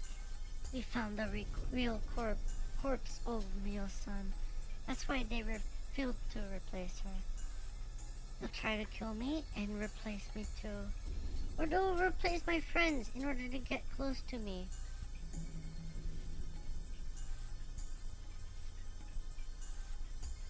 They'll look just like the real people, but they're totally different inside. They're an abnormal existence that's beyond our imagination. I know they'll appear. No, they're already here. It appeared the day after Mio-san died, and appeared in Gogurag tonight. They'll keep coming. They're openly after me now. They'll keep coming. They'll keep coming. Right then, I heard somebody coming down the slope. I concealed my presence again, and when I looked at the direction where the footsteps were coming from, I could see one flashlight. It looked like there was only one person now. Who is it? This late at night. Its shadow's very small. I can tell it is an adult. I felt a chill running through my body. It shined the flashlight towards my hideout, and its footsteps were coming straight towards me. It's different from the other guys earlier. I can tell by the sound of the footsteps that it knows I'm hiding here for sure. No, it must just be a coincidence. I should conceal myself again. I can get through this again. I made it the last time. I need to hide. I need to hide. I pulled the blanket all over myself, made myself as small as possible, and kept telling myself that I was a stone. But the footsteps kept coming closer and closer, and it knocked on the door of my hideout. I opened my eyes wide. I broke out in a nervous sweat, not wanting to believe the sound that I heard was a knock. My mind went completely blank, but it knocked on the door again. I could feel a light shining on the blanket. It might be shining the flashlight on me, but I still held back my fear. As long as I don't move, it can't put a finger on me. I kept thinking to myself as I was casting a spell. I tried not to shake in fear. It laughed. It laughed at me because it thought I was hiding perfectly, but I still tried. Because if I got out of the blanket, what are you scared of?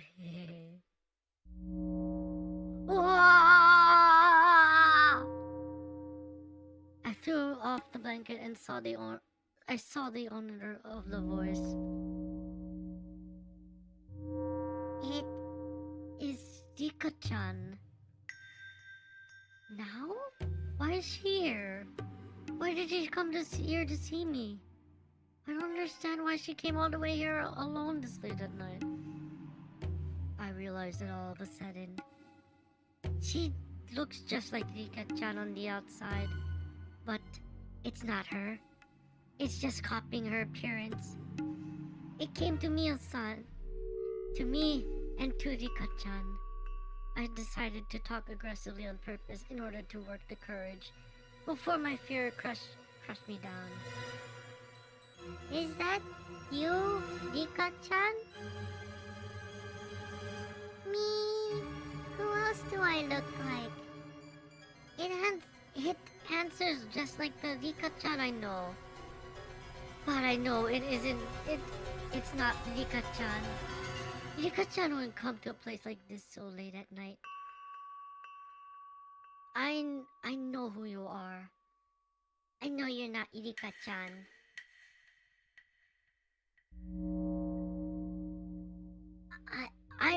I'm afraid you can't deceive me like you can the others. Even though you just look like her, I know you're not Rika-chan. You're not my friend, Furude Rika. Who are you? Rika looked stunned for a while. She looked as if she didn't understand what I was talking about, but she pretended like that for too long. If she really didn't know what I was talking about, she wouldn't be able to stand in silence for this long. But she kept quiet, and she finally showed her true character. Hey, hey, hey. Hey, hey, hey. It laughed. It laughed at me because I figured out something that was almost impossible to figure out. That it wasn't Rika. Who are you? It didn't answer my question. It kept laughing for a while.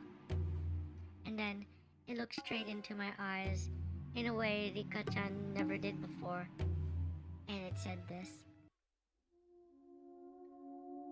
I've lived for quite a long time, but you're the first one who penetrated my disguise. I always thought you had a good intuition, but you're pretty good. Hehehe. She clearly spoke to me the things that I was most afraid of. I was completely shocked. It's like she told me everything that could possibly scare me. I didn't want to hear any of this. It's something I can't possibly twist in a way I can't comprehend. Let's just say I'm Rika-chan for now. It's been a while since I started calling myself that. Oh, really? It's been a while, huh? Like, how long? Not that long. It's only been 100 years. What? What are you talking about? I'm contradicting myself. I know the person who's standing in front of me is Nika, but at the same time, I deny its existence. As long as humans hold this kind of emotion, they can never accept unknown existences. In other words, we can never accept them. You don't have to be scared. You're in the car. I'm outside of it. It's not easy for either of us to do something to the other.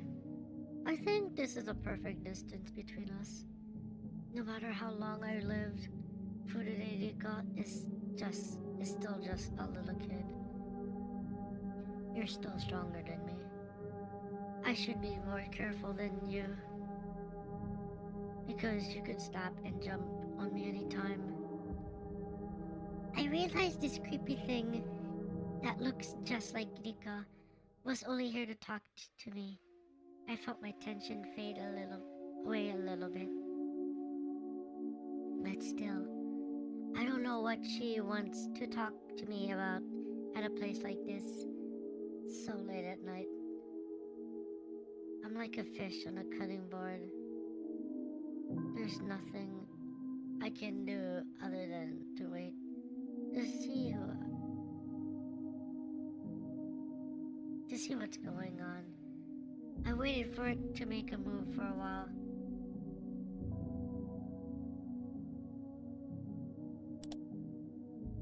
And then it opened its mouth again. You're afraid of something. Am I right? It uses sarcasm. Rika-chan's cute face looked uglier than ever when it smiled. I held back my fear and tried to reply firmly. Yes, thanks to you. So, what are you afraid of? You should know better than anyone else. Hehehe. You told me earlier that we were the same. That we were safe from each other because one was in the car and the other one was standing outside.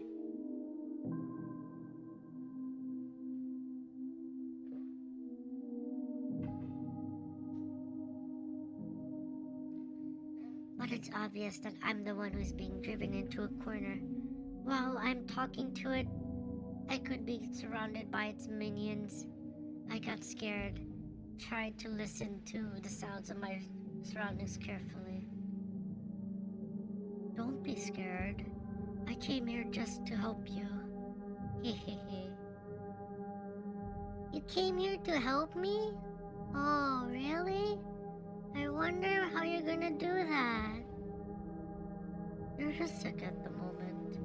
You need medicine, that's all. Would you be interested if I told you I brought it along? Medicine? It pulled its hand in its pocket and it took out a small case. It opened the case and showed me what's inside.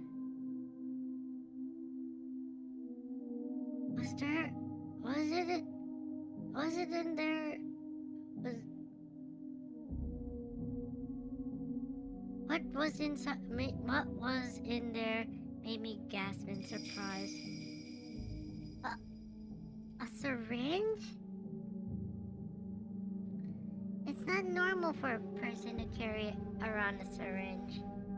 I have no idea what's going on, but what Rika-chan is holding in her hand is a syringe. There's no way I can twist that fact around. That's right. The contents of the syringe are gonna help you get better. You help me get better? Huh? I know what it is. It's the drug that killed Tomitake-san. It's the parasite at its full strength. It's gonna give me the maggot disease. This is a different drug from the one that was used on Tomitake. I promise. He giggled. It isn't the giggling that scares me. I'm scared that it admitted the cause of Tomitake's death so easily. It also admitted the direct cause of the maggot disease that Tomitake-san died from.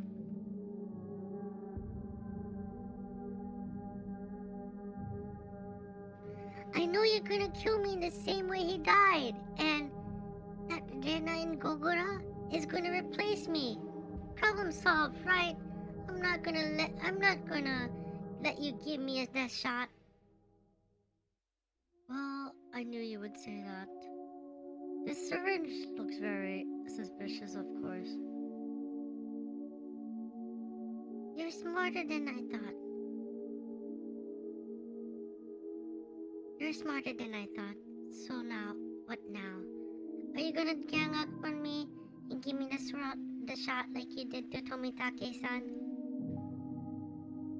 Tomitake-san's autopsy report said that he had bruises on his body and proved he was fighting against several people right before he died.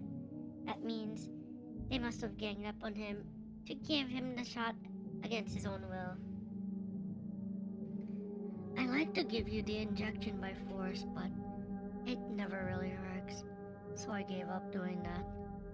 I decided to let you choose to take it yourself. Are you kidding me? I don't want to take that creepy shot. I thought about it many times. I thought about how I could make you take the injection. I can't force you to take it. I can't make you agree to take it either. I can't make you agree to take it either. Then it leaves me one choice. I have to let you choose to take it. You should know my answer already. I'm not gonna walk into such an obvious trap. Well, that is what I thought you'd say. I didn't expect you to choose it to take it anyway. It heaved a sigh, made a gesture as if it's mocking me, and smiled bitterly. It looked as if it was saying that I'm a lower animal. Then that can't understand that it's being given a syringe for salvation. I know what to say. I'll take the shot on a dare, but I know what exactly it is intending to do. Go back to your home and tell your friends that you failed to give me the shot. I'm not gonna let you beat me. I'm gonna fight until the end. And I'm going to seize the 1% of winning, and I'm gonna destroy all of you. I see. Then you should try to do that. This world is gonna end soon anyway. End soon? It has nothing to do with you. A frog sitting in a well doesn't need to have any interest in the world outside, does it? At this stage of the game, it said something very dubious. I tried hard to understand what this horrifying creature was.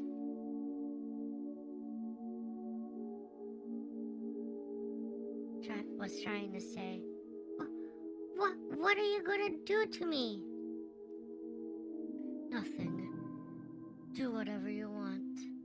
What? It's almost too easy.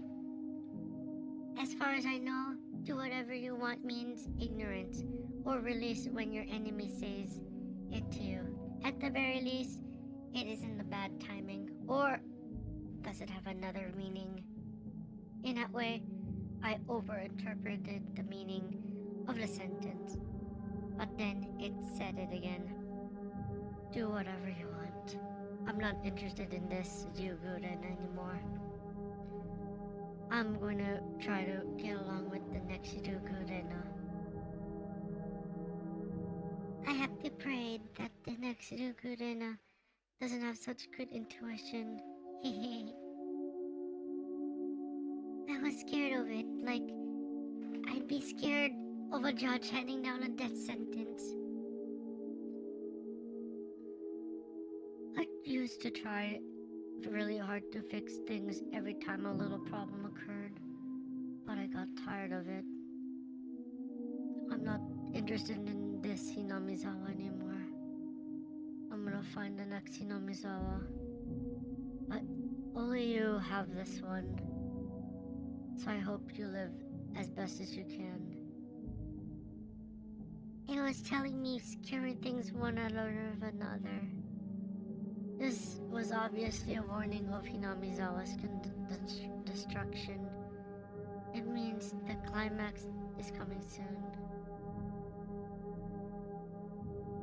They already have prepared another arena.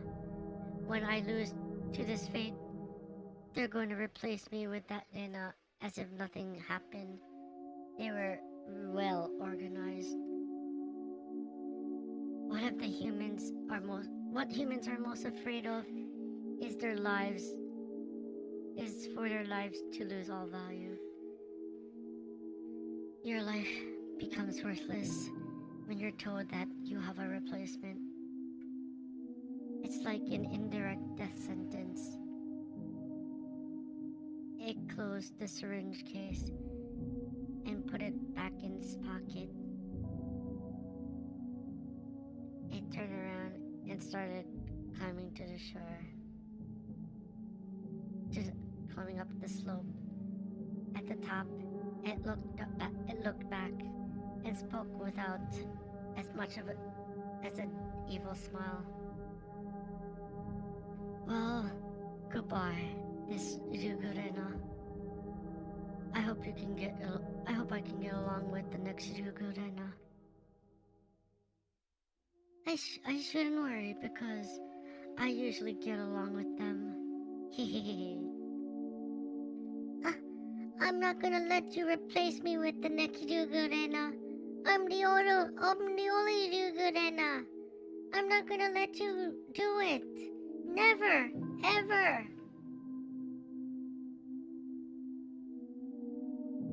I wonder if my screen was reaching it. It looked at me coldly. It looked at me as if I was an image of the past on a TV screen. It was fun to have a conversation like this once in a while, huh? Hehehe. Ha ha ha.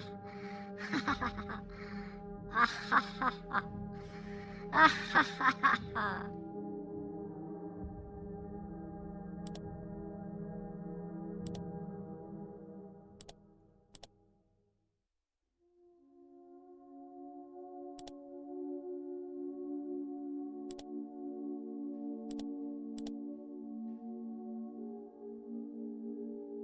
That laughter gradually disappeared into the darkness.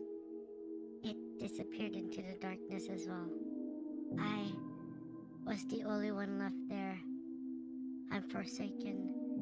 And they don't care if I disappear. They told me I should struggle as much as I want because it doesn't matter anyway. They already have a replacement. They don't need me in their Hinamizawa anymore because my intuition is too sharp. When I realized that, I noticed that this garbage dump is a perfect grave for me. Then I realized that this place wouldn't work as a hideout anymore.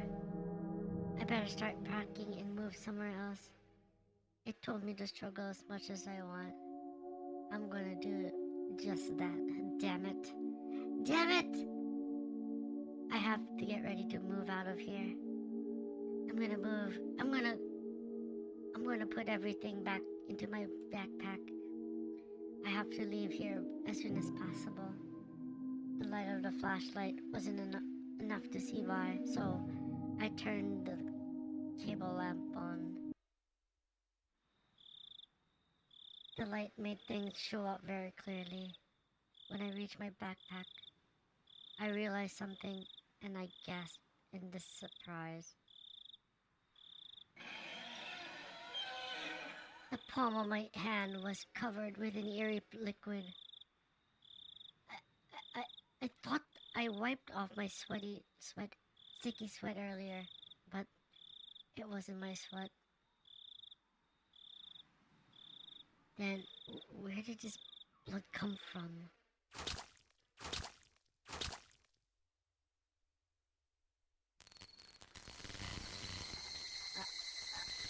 I realized it right away. I was scratching the mosquito bites on my neck earlier, and I scratched it until it bled. When I noticed that, I remembered the sensation of the mixture of pain and itchiness. I felt something moving near my wound on my neck, so I scratched it again to get rid of whatever it was. My hand got sticky and wet with blood again. I can't see what the things are because I don't have a mirror, but I know. They're already spreading throughout my entire body, causing the itchiness on my arms and the back of my knees. If I never experienced this before, I think I got bitten by a bad bug or something. But unfortunately, I already know what's causing this itchiness. Why? Why? I said it with hatred. Why now? Why here? It's the maggot disease, without a doubt. If I cut the veins on my arms, the dusky red gloss things would flow out. But it's impossible. I didn't get any suspicious shots. But it doesn't have to be a shot. They might have put the drug in my food, and I might have eaten it without noticing it. I don't think they put it in the food in my house, but I used to share lunch with my friends at school. They might have put it in the lunches. That Rika who visited me just earlier was shining the flashlight on me, so she knew that I was scratching my head, my neck, so hard it bled.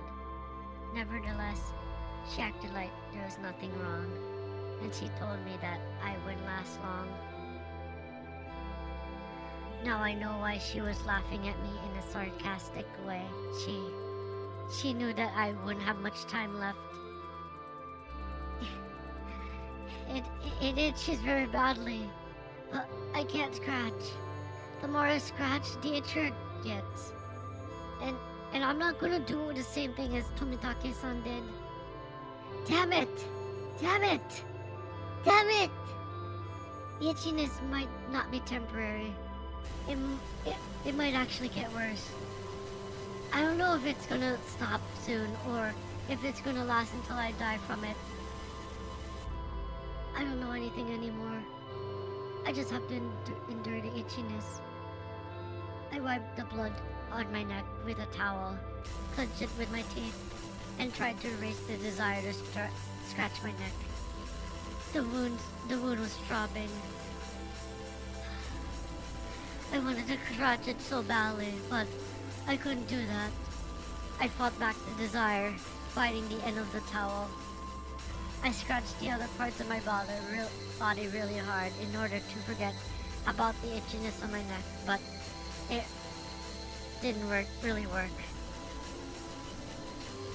I just prayed for the itchiness to go away, closed my eyes, and fought back the desire. That seemed to be the best way. I let my mind go blank, reaching hard for a while, and I felt the itchiness got a little better. I took a deep breath, and I immediately started panicking. Staying here is more dangerous than the itchiness. I have to leave here as soon as possible. I felt it while packing my stuff. I felt the end coming closer. The end that Rika told me about earlier. I assumed I could live until the end. But I might have been wrong. I might follow the same path that Tomitake-san took. Way before the end comes. I was sweating like crazy, and it felt so nasty. I know it's not sweat. I'm gonna think it's sweat for now. I wiped the neck with the towel and hurried to leave.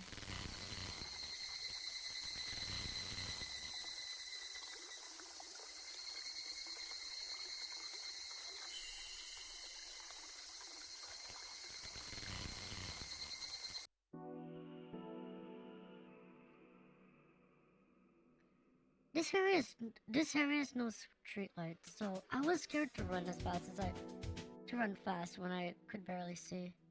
The moon lit up the sky, but not my steps. The only light I had to see was my flashlight. The light was very weak. All I could see was the flat gravel road before me. Anything the flashlight couldn't reach was in total darkness. The expression often used in novels, pitch black, wouldn't be appropriate. I might trip over an empty can or rock anytime. Not wanting to fall, I used the flashlight to its maximum extent to watch my step, but I was still a bit nervous. I started running slower and slower until I was walking briskly. Did I stop running because I was afraid of tripping in the dark? I don't usually run around without watching my stuff during the day. I run around with me and Neon all the time. Even if I could see what's underfoot, I don't pay any attention. I don't think I might trip. I just keep running around without a care. And I might be feeling the same way I am right now. For then, the light with which she illuminates the darkness of suspicion is too weak. And the darkness of the delusion she deeply believes in is getting darker and darker. That's why she's scared to even walk in the same road she always used to take. She fell for the contents of those ridiculous scrapbooks. People might laugh at her for that, but those scrapbooks aren't normal. They manipulate their readers' hearts and, with evil intent, take advantage of their vulnerabilities. With that evil intent captured in my heart for one night, that's why I know how evil they are. They're just urban legends, like the prophecies of Nostradamus or the Purple Mirror. They're a bunch of feasible lies, and when you hear about them at first, you think they're too stupid to believe. But once you fall for them, it's hard to get them out of your mind for some reason. It'll be the year 1999 in less than 20 years.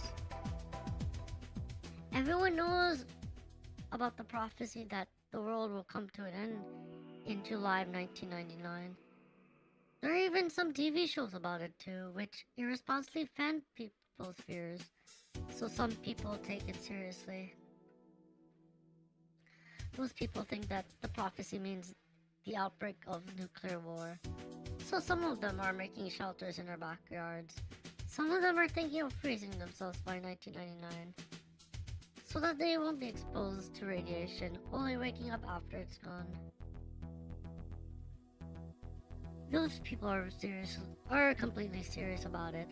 But when you think about it rationally, it's impossible that there'll be an outbreak of nuclear war in 1999. It's true that the Cold War makes us think that the final war will break out anytime. But both powers are actually pointing their nuclear missiles at each other. And they know there's nothing to gain for either of them to start a nuclear war. The Soviets might do it. The Soviets will destroy the world if it meant eradicating liberalism. But it's still a delusion. That the Soviets might do the same. Might do it.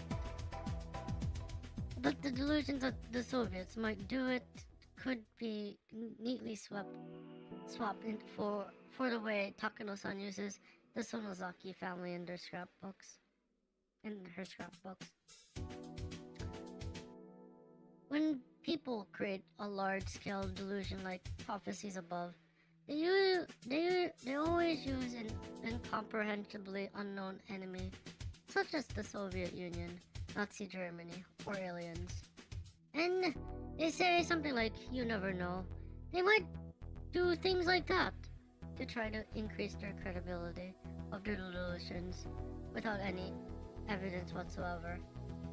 What did Takano-san know about the Sonozaki family? Nothing.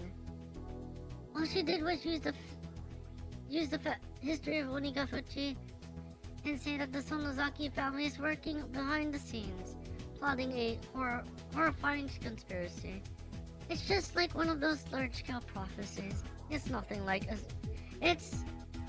but just a stupid story like that one about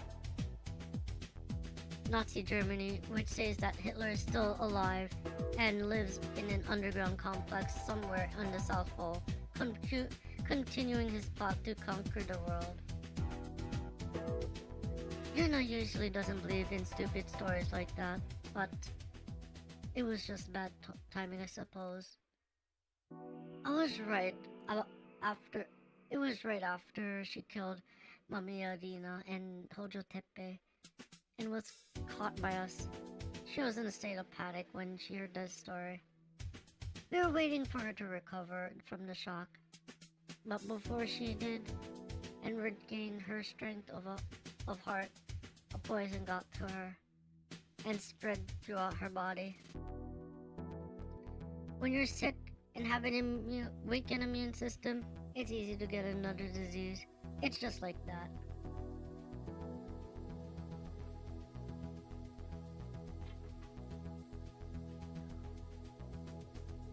That's it. Yuna's just sick right now. When you're very sick, in bed with a high fever, you sometimes feel like you might die from it. But most of the time you're just overreacting. You'll get better soon after you take medicine, eat healthy food, and sleep a lot. That's how she is right now. She caught a mental cold, that's all. She needs to get better soon, or she might get caught by the police. I passed by several patrol cars on the way. I hit every time I saw one, since I didn't want to be questioned. I was probably passed by them twice. When I came close to Rina's house, I saw a car parked near the gate. It was obviously watching her house, trying to capture her when she arrived home.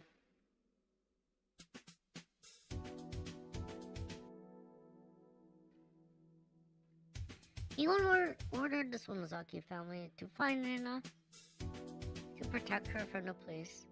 But honestly, I'm not sure they can.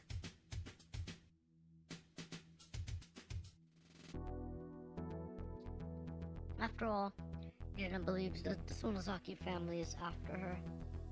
If they don't find her, the police will eventually. If that happens, all of us who helped her bury the corpses will be caught by the police in the end.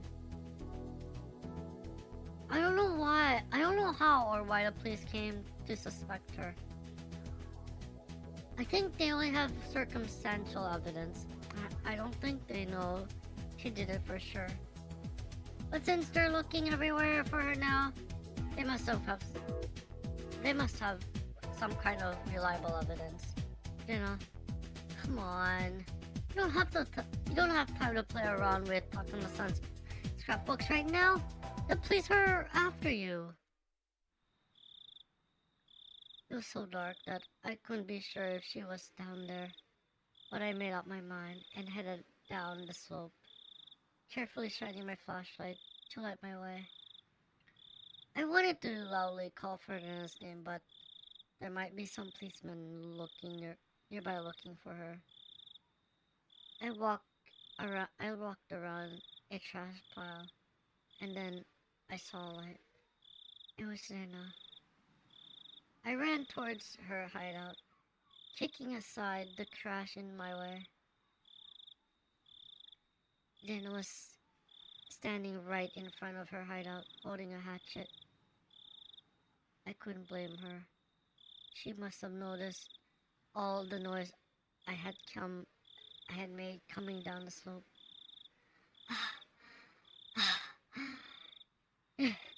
Rina, it's me. Kichi-kun? I sure have a lot of visitors tonight. Who else is here? I shone my flashlight around, but I didn't see anyone else.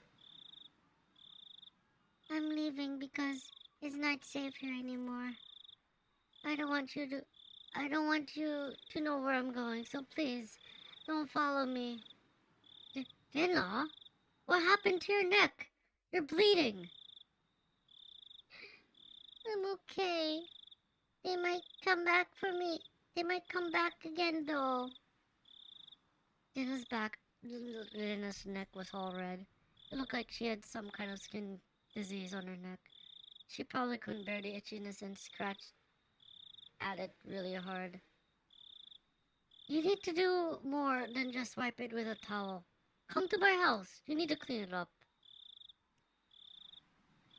Don't worry about it. It isn't an injury. And it's not too late anyway.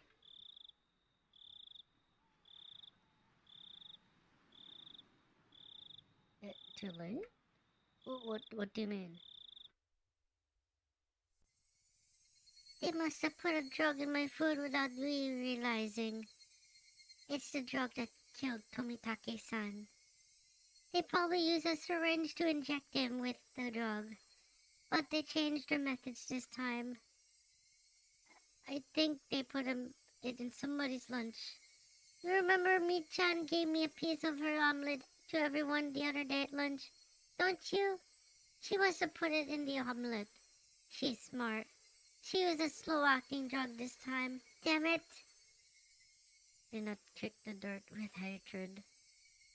She was almost literally kicking Mion's goodwill to the curb. Hey, Rina. Are you seriously saying that Mion would do such a thing? Rina looked stunned, and she looked straight at me. I noticed a slight accusation in her eyes. I could tell by looking into her eyes that she wants to say, What are you talking about? I already told you that the Sonozaki family is a mastermind behind this conspiracy.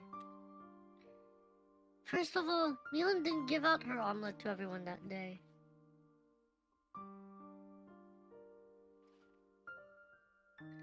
Mion cut her omelet into 5 pieces, and she told us to take one if we wanted.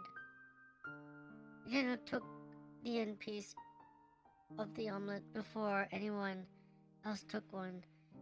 She said it looked kawaii and ate it right there.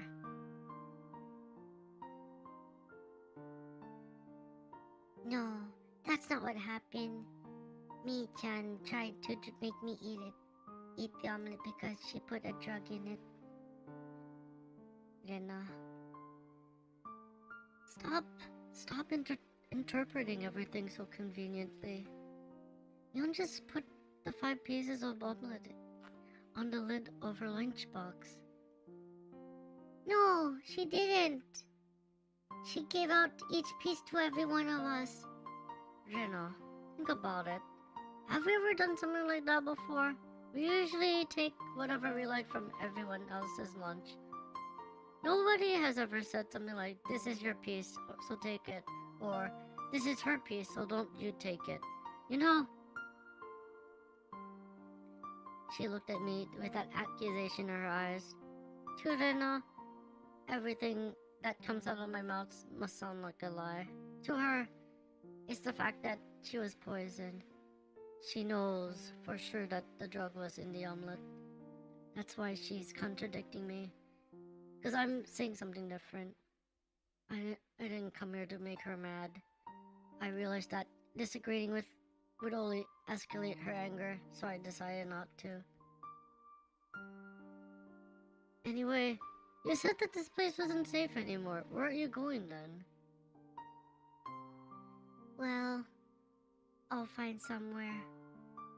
It's not that easy to find a place to sleep. Why didn't you come to my house?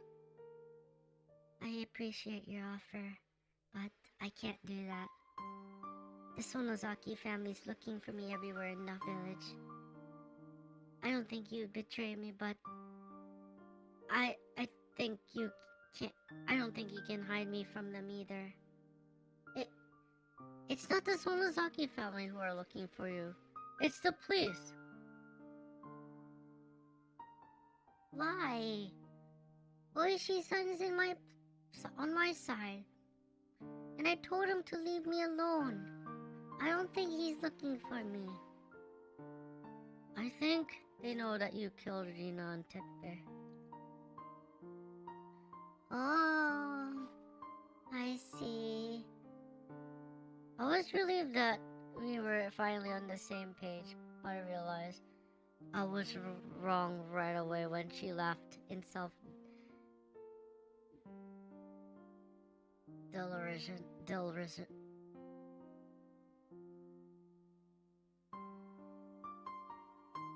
You know how the police found out that I killed them? No, I have no idea. Nobody saw her killing them. Nobody saw us burying the corpses. We buried them deep in the mountains, and we camouflaged the spot perfectly. Plus, Mion moved them to a secret place afterwards. So it's impossible for the corpses would be found. I went there this evening. I went there to check the spot where we buried them. Guess what I found? That didn't sound good. Of course. Jin has no idea that Mion took care of the corpses. She'd think that the corpses were still buried there. They weren't there. The corpses. Somebody dug them out and carried them somewhere else. Ah, Rina. That's because...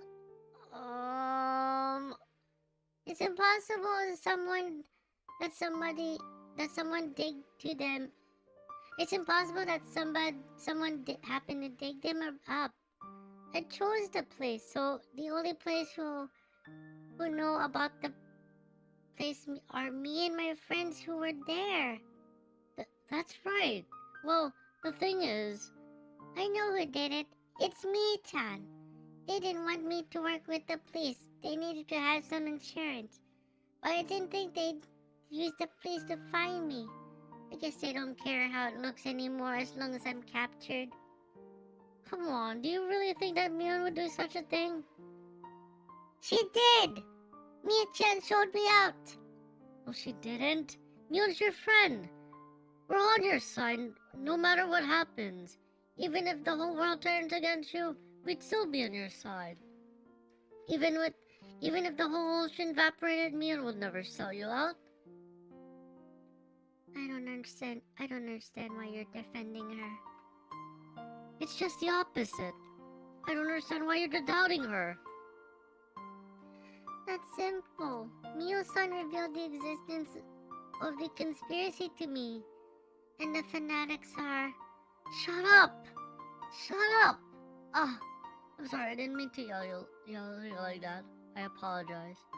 So, please listen to me. The corpses are gone because Mion dug them up. See? I told you! Listen to me until I finish, okay? Mion dug them out because she found out that the place was not going to be safe much longer. There's a logging project to begin on the mountain this summer. That was why. That's why she dug them out, to save you from being caught.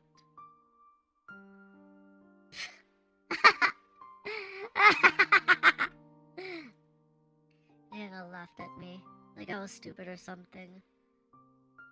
I could tell she didn't understand what I was saying. Don't you get it? Mi-chan made that up. She just wants to look good when you're around. She's a dirty bitch. Hey! When was that? Then what was she supposed to do? Are you saying that she should have left the corpses there, knowing that the forestry service was going to find them this summer? She couldn't do that because she was your friend. Why don't you understand that Mi-chan made everything up, including the logging project? You're the one who doesn't understand anything.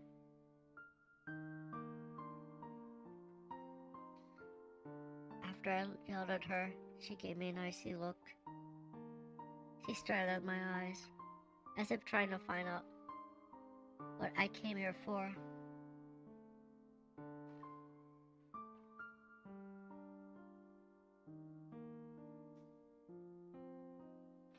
I came here to wake you up.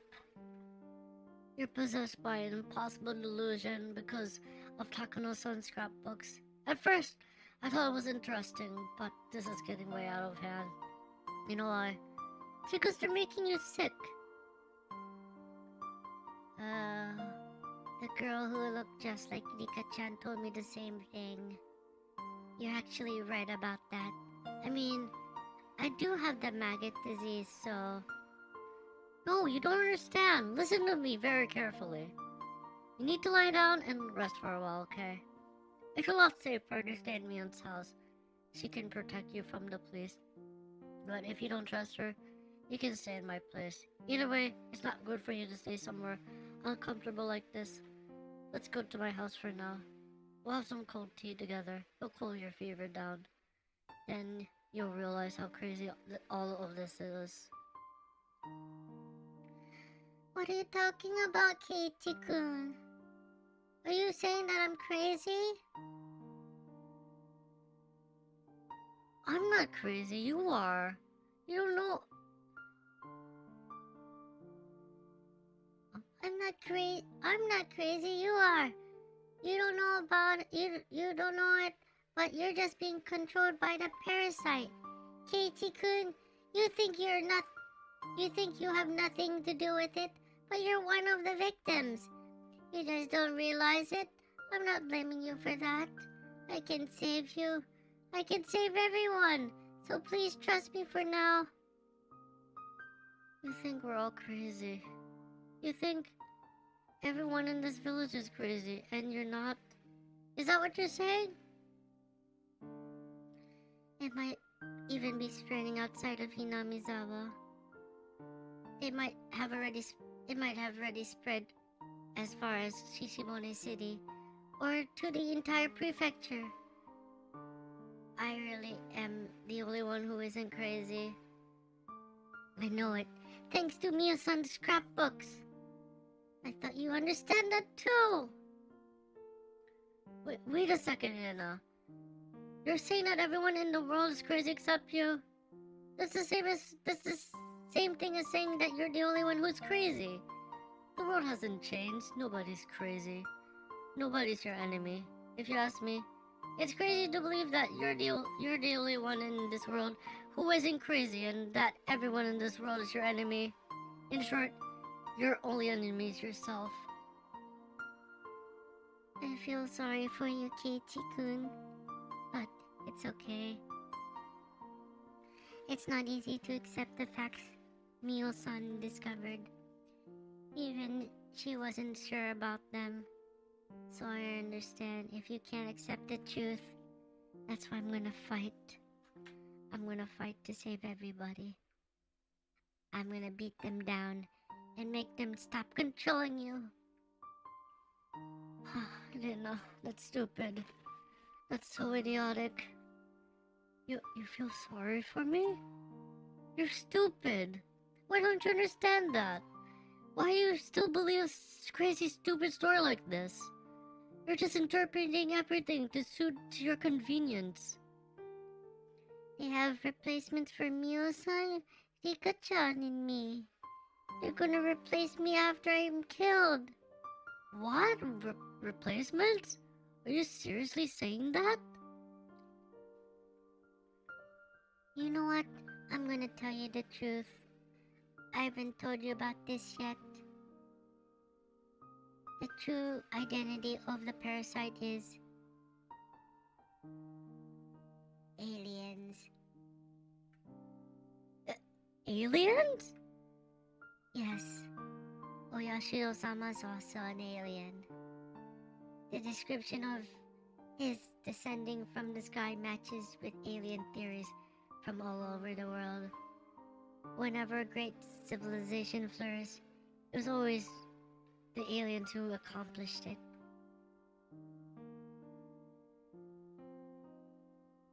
They came to Earth to help immature humans evolve. Hey, wait just a minute. You must be kidding, right, Irina? The parasite theory was interesting, but aliens? Come on. That's just nonsense. But Rina believes this theory so seriously, and she feels sorry for me because I can't accept it. They've been controlling the community by living as parasites in human bodies. But sometimes, someone with sharp intuition comes along and tries to reveal the truth. But they can get rid of them in order to maintain their control of the community. They sometimes kidnap those people with sharp intuition to put a piece of metal in their bodies to gain control over them.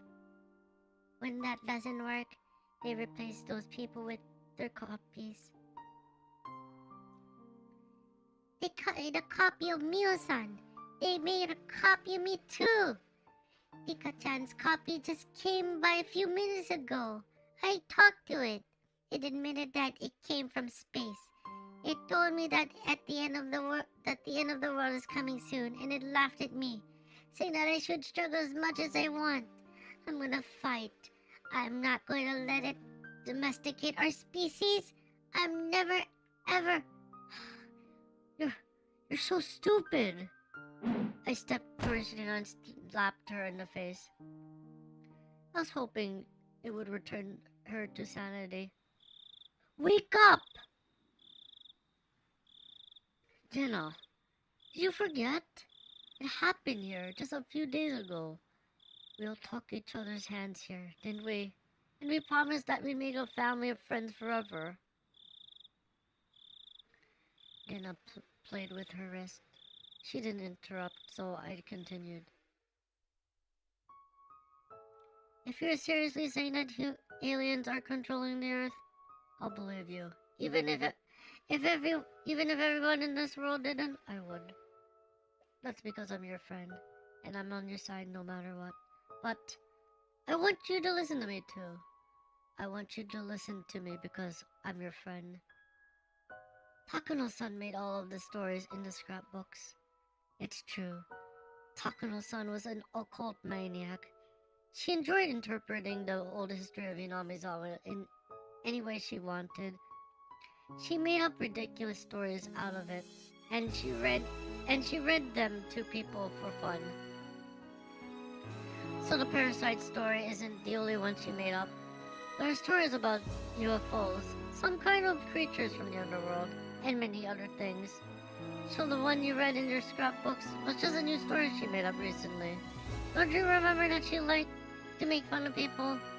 She was just making fun of you because you took her story so seriously. If it was just a story she made up, why was she killed? Her autopsy report said that she had been dead for 24 hours when she was found, but she was there at the festival. Why? How are you going to explain the cause of Tomitake-san's death? What about the Sonozaki family? What about the legend of Hinamizawa? What about Oyashiro-sama and Rika-chan? Are you saying that everything is made up? Are you saying that the whole world is lying to us? Stop making connections to everything. That's a typical symptom of paranoia. Don't think so hard. You're just tired. That's why you need to rest. All I'm gonna do is offer you a place to relax, a bed and food. If you can't trust my food, you don't have to eat it. Eat whatever you have. Anyway, please trust me for now. My story makes more sense than yours. I have evidence to prove it. But all you're saying is that I should trust you. Isn't it obvious who is right? Yes, it's obvious. Me. I'm right. How can you be so sure? It's easy. It's because I'm your friend. Friends never betray one another. Friends always help each other. So, you have to believe that I'm right, even if the world says I'm wrong. Because I'm your friend. I heard a thud. Nina dropped her hatchet. She staggered, holding her head in her hands. She was muttering something, and it looked like she was asking yourself questions.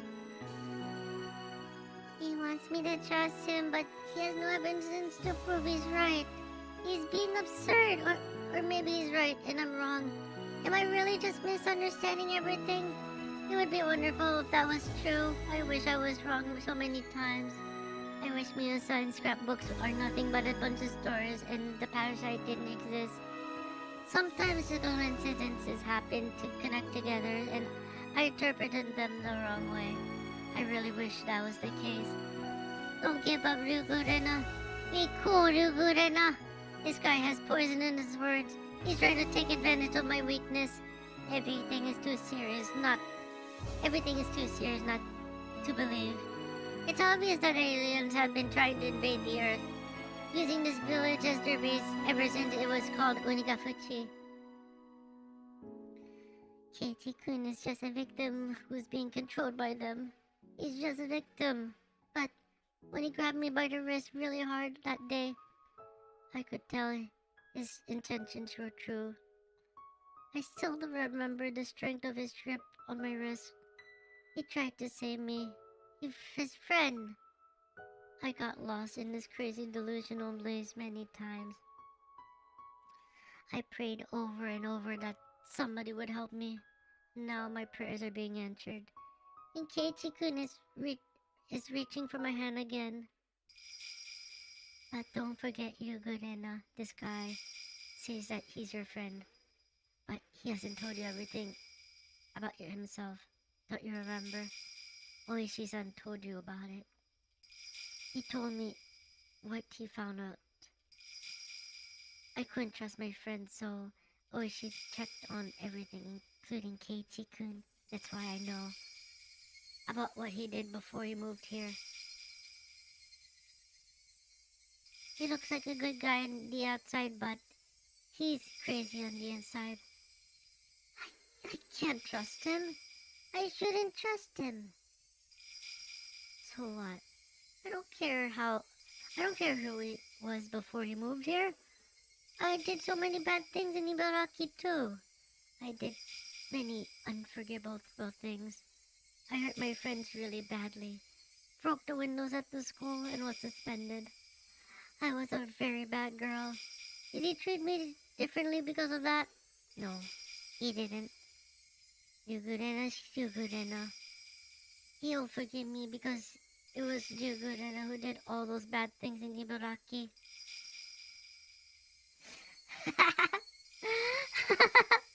He won't forgive me. I should know better. My brother Keiichi believes that I'm a kind heart and modest girl, because he doesn't know Reina. If he found out about Reina, what would he do? He wouldn't do anything. He wouldn't be scared of me. Reina's Reina. Reina's a different girl. The same goes with Keiichi-kun. I don't care if he was who he was before he moved. We're even. Are you okay, Reina? Don't touch me. Reina knocked my hand aside when I reached for her. You keep on saying you're my friend. You want me to trust you because of that. You want me to believe that you're right even if the world says you're wrong. Are you out of your mind? That is more delusional than anything else. I don't care what you say. I'm your friend. Everything I say it for your sake. Don't doubt me. I know I'm right.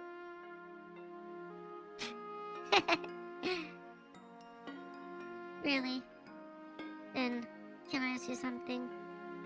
Yes, anything. Friends, don't keep secrets from another, right? Of course. I'm not hiding anything from you. You're lying. I'm not. Yes, you are!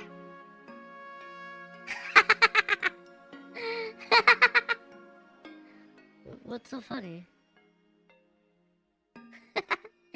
Keiichi-kun, you think you can keep a secret?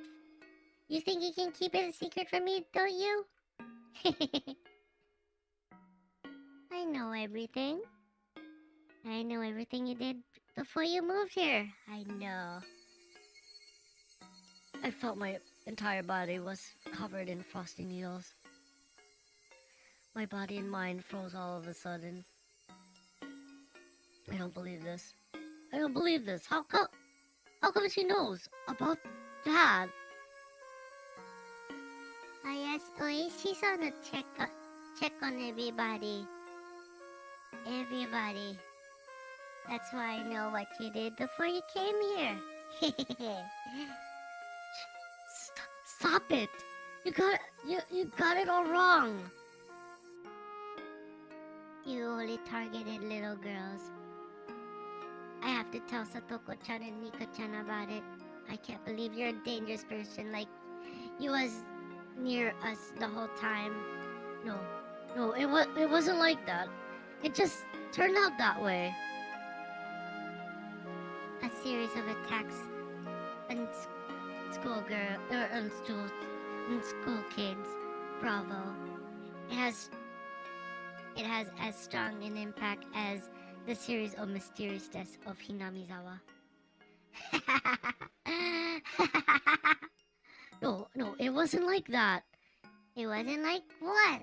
You shot little kids with a BB gun when they were walking alone on a deserted street. What a horrifying incident. It instilled fear into the whole city for a while. Members of the PTA had to watch the kids at every street corner when they walked between home and school. You shot one of the girls in her eyes and she was badly injured. Fortunately, the damage wasn't permanent. You had a BB gun and you only shot little kids. How disgusting! What made you enjoy it so much? You must have really enjoyed it because you continued to do it for a long time. But then you turned yourself into the police, accompanied by your parents in a crisis of conscience. You couldn't even take responsibility for your actions on your own. Juvenile law was kind to you, wasn't it? It prevented your name from being disclosed to the public or the victims. I bet your father spent a lot of money to protect you. He paid a lot of compensation to settle the case out of court, and he had you placed on probation. After the case cooled down, he used the power of money once again to move far away from the city.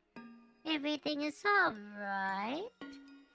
You're lucky that your father is so rich. No, it wasn't like that. Aha! Why didn't you tell us about it? You told me You told me that you did nothing but study at your previous school. Why did you lie like that? I'm sorry. I didn't mean to lie. I thought friends didn't keep secrets from one another, right? So that makes you not my friend. The blades of her words hit hard, and they made my eyes bleed. The blood was clear and it tasted salty. I can't trust you because of what you did in the past. Don't you ever think you can hide it from me? I remember how deeply I regretted it. I couldn't regret enough. I wanted to forget about it, but I couldn't. I made a stupid mistake. Why? Why does she have to bring it up now? I apologized and accepted everything, and I moved here to put it behind me. I wanted to have a fresh start in Hinamizawa. I swore to myself to live a clean life from now on. Everything is ruined now. I'll be a criminal, no matter where I go. I was stressed out with my exam studies.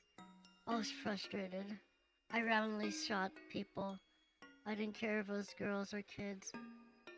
Why did I do something so stupid? There was no reason. I had no reason to do that. I just wanted to get someone's attention. I didn't have the courage to tell my parents that I didn't want to study. I just wanted somebody to scold me. So I used this childish way to get attention. I regret what I did. I swear I never will do something that stupid again. If I do it again, they'll send me to the chair. If there's something I could do to be completely forgotten, I'd do it, no matter what it was. But no matter how deeply I regretted it, and no matter how long I atoned for my sin, I'll never be forgiven. That's why I wanted to sweep the whole thing under the carpet and have a fresh start. I have nothing to say if somebody tells me that forgetting my sins is an act of cowardice. Sins are sins. You can't get rid of them. You have to carry them for the rest of your life. I know that's the fate of a sinner. If you don't want to live like that, don't be a sinner. I understand that logic too. But then, how are sinners supposed to live? Anyway, you're not my friend. I'm not gonna take orders from anyone who isn't my friend. I need you to leave me alone for a while, okay? I didn't notice until she spoke that I was on my knees, hanging my head. Then I picked up the hatchet she dropped earlier. I wanted her to hit my head with it. Yeah, that's right. If anything's gonna be torn apart, I'd rather it be my body. Compared to the pain of my heart being torn to shreds, I'd rather she cut my head off. I believed it. I still believe it. I still believe it right at this moment. I believe that I'm their friend, but in fact, I'm starting to become aware of it. I want to believe I am their friend, but because I don't want to accept my past. I'm trying to tell myself that, but I feel stupid crying like this. My face is all messy with tears. I was never their friend. I'm a sinner, and I hid my past from them. I hid it because I was scared. I told her that my friends don't hide anything from another. And I hid my past from them. I hid my sin from them. My past has nothing to do with how I live my life here. If I ever attack a kid in this village just because I was frustrated, I wouldn't mind if they killed me and cut me into pieces. But I never do anything like that again. I just wanted to live normally. What I did before I moved here has nothing to do with my life now. For instance, Nina moved here too. I wouldn't change the way I see her. Even if I found out what she did even if I found out she did something bad before she moved here, right? I wouldn't, would I?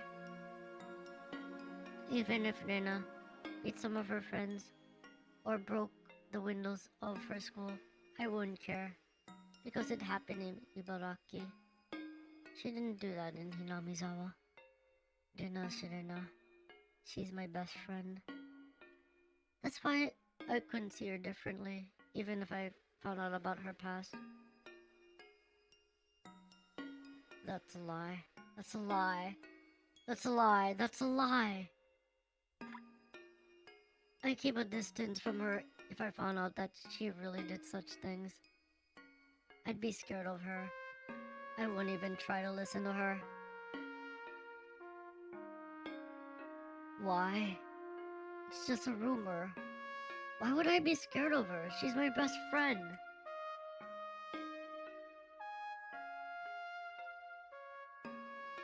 If I was in her situation, would I reject her just like she did? So, Rena's rejection of me was completely natural. Then, what am I supposed to do? I was the only one crying. Rena wasn't crying. She looked at me as if she was looking at something dirty. After giving me a nasty look, she disappeared into the darkness. Rena didn't forgive me. There is nothing I could do to atone. There's nothing I could do to atone for my sin, but to keep crying, still down on my knees.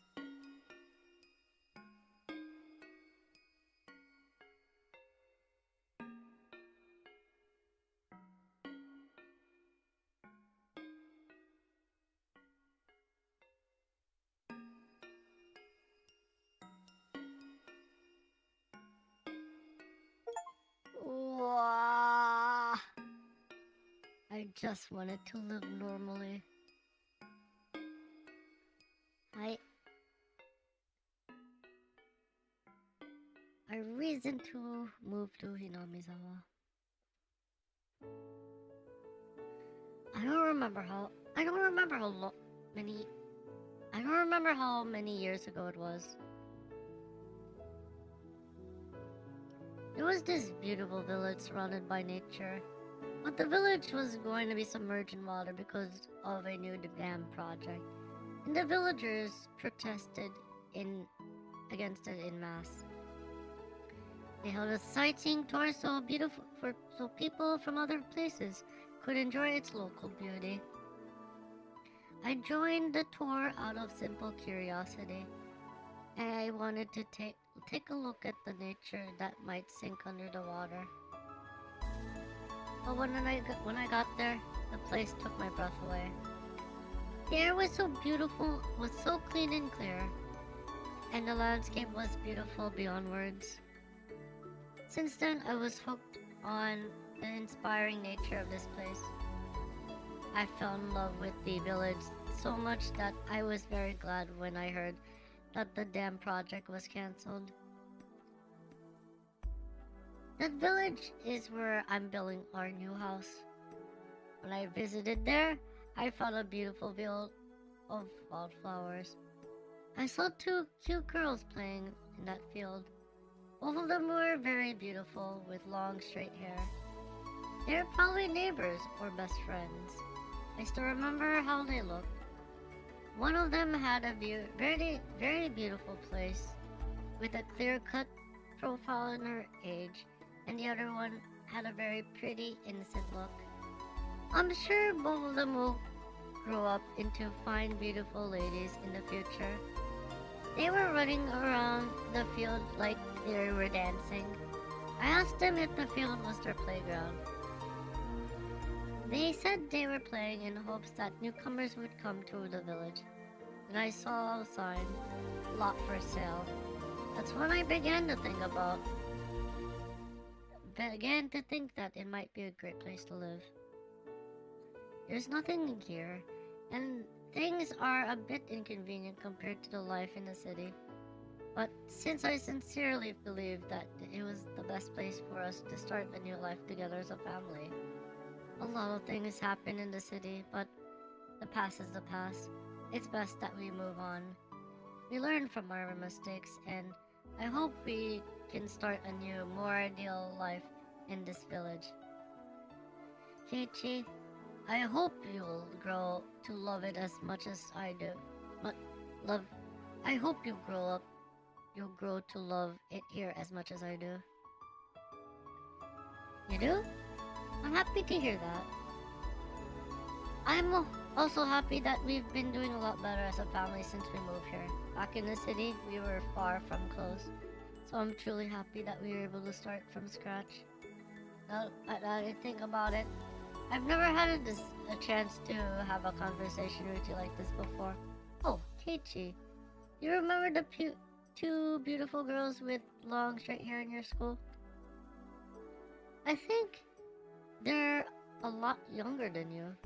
Oh, you know two young beautiful girls, but one has short hair?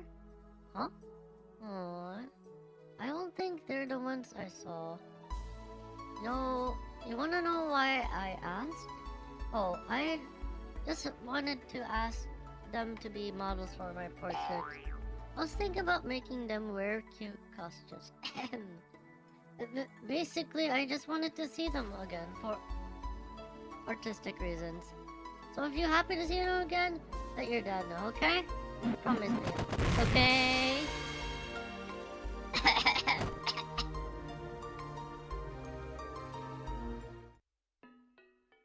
Hi! Wow! Wow, it got so heavy at the end of chapter 11. Yeah, that's where we ended for today. Hi! That was chapter 10 and 11 of Higurashi no Naku Koro ni Higurashi no Naku Koro ni Kai Tsumihoroboshi Hen deshita.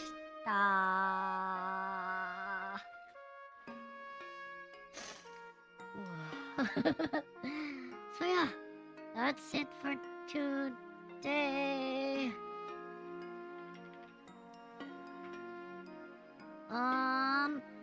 So if you haven't yet, be sure to follow Yuki's socials. Onegai nya.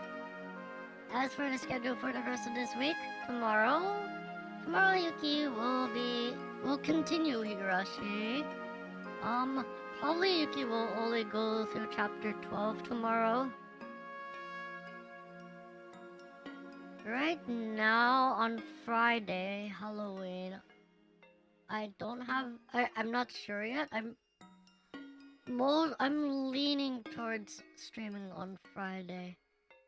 If I do stream on Friday, it will be the end of Tsumihoroboshi that Yuki will be streaming. And then on Saturday, Yuki will be playing Silent Hill F.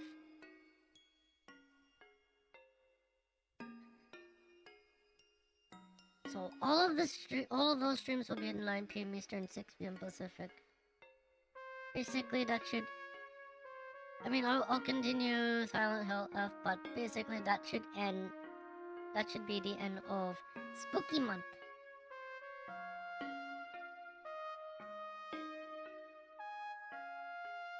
Hi, 明日に日暮らしの泣く頃に罪滅ぼしを続くにゃ。多分第11、2章だけ読むにゃ。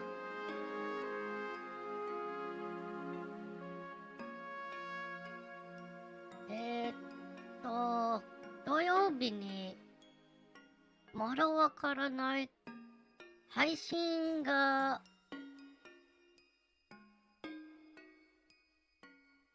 あればわからないけど、配信があれば多分日暮らしを罪滅ぼしを終了するにゃ。多分日曜日にサイレントヒール F を配信するにゃ。全部の配信は10時半10時半日本時間。はい。So anyways, thank you so much for coming to Yuki's Higurashi no Naku Koro ni Kai Tsumihoroboshi Hen stream. Arigato nya. Yuki won't raid, but Yuki will be back tomorrow to go through at least one more chapter, or not at least, we'll go through one more chapter, another chapter of, just one chapter of Higurashi, Tsumihoroboshi. So yeah, So anyways, thank you so much, and Yuki hopes to see y'all tomorrow for chapter 12 of Tsumihoroboshi. But will things get even more heavy than today, or than today's two chapters, or chapter 10 and 11? Who knows? But yeah, we'll be back for chapter 12 tomorrow at 9 p.m. Eastern, 6 p.m. Pacific. So anyways, Otsunya. Bye. Oh, wait, let me not be angry. Alright, so anyways, Otsunya. Bye bye. Arigato nya.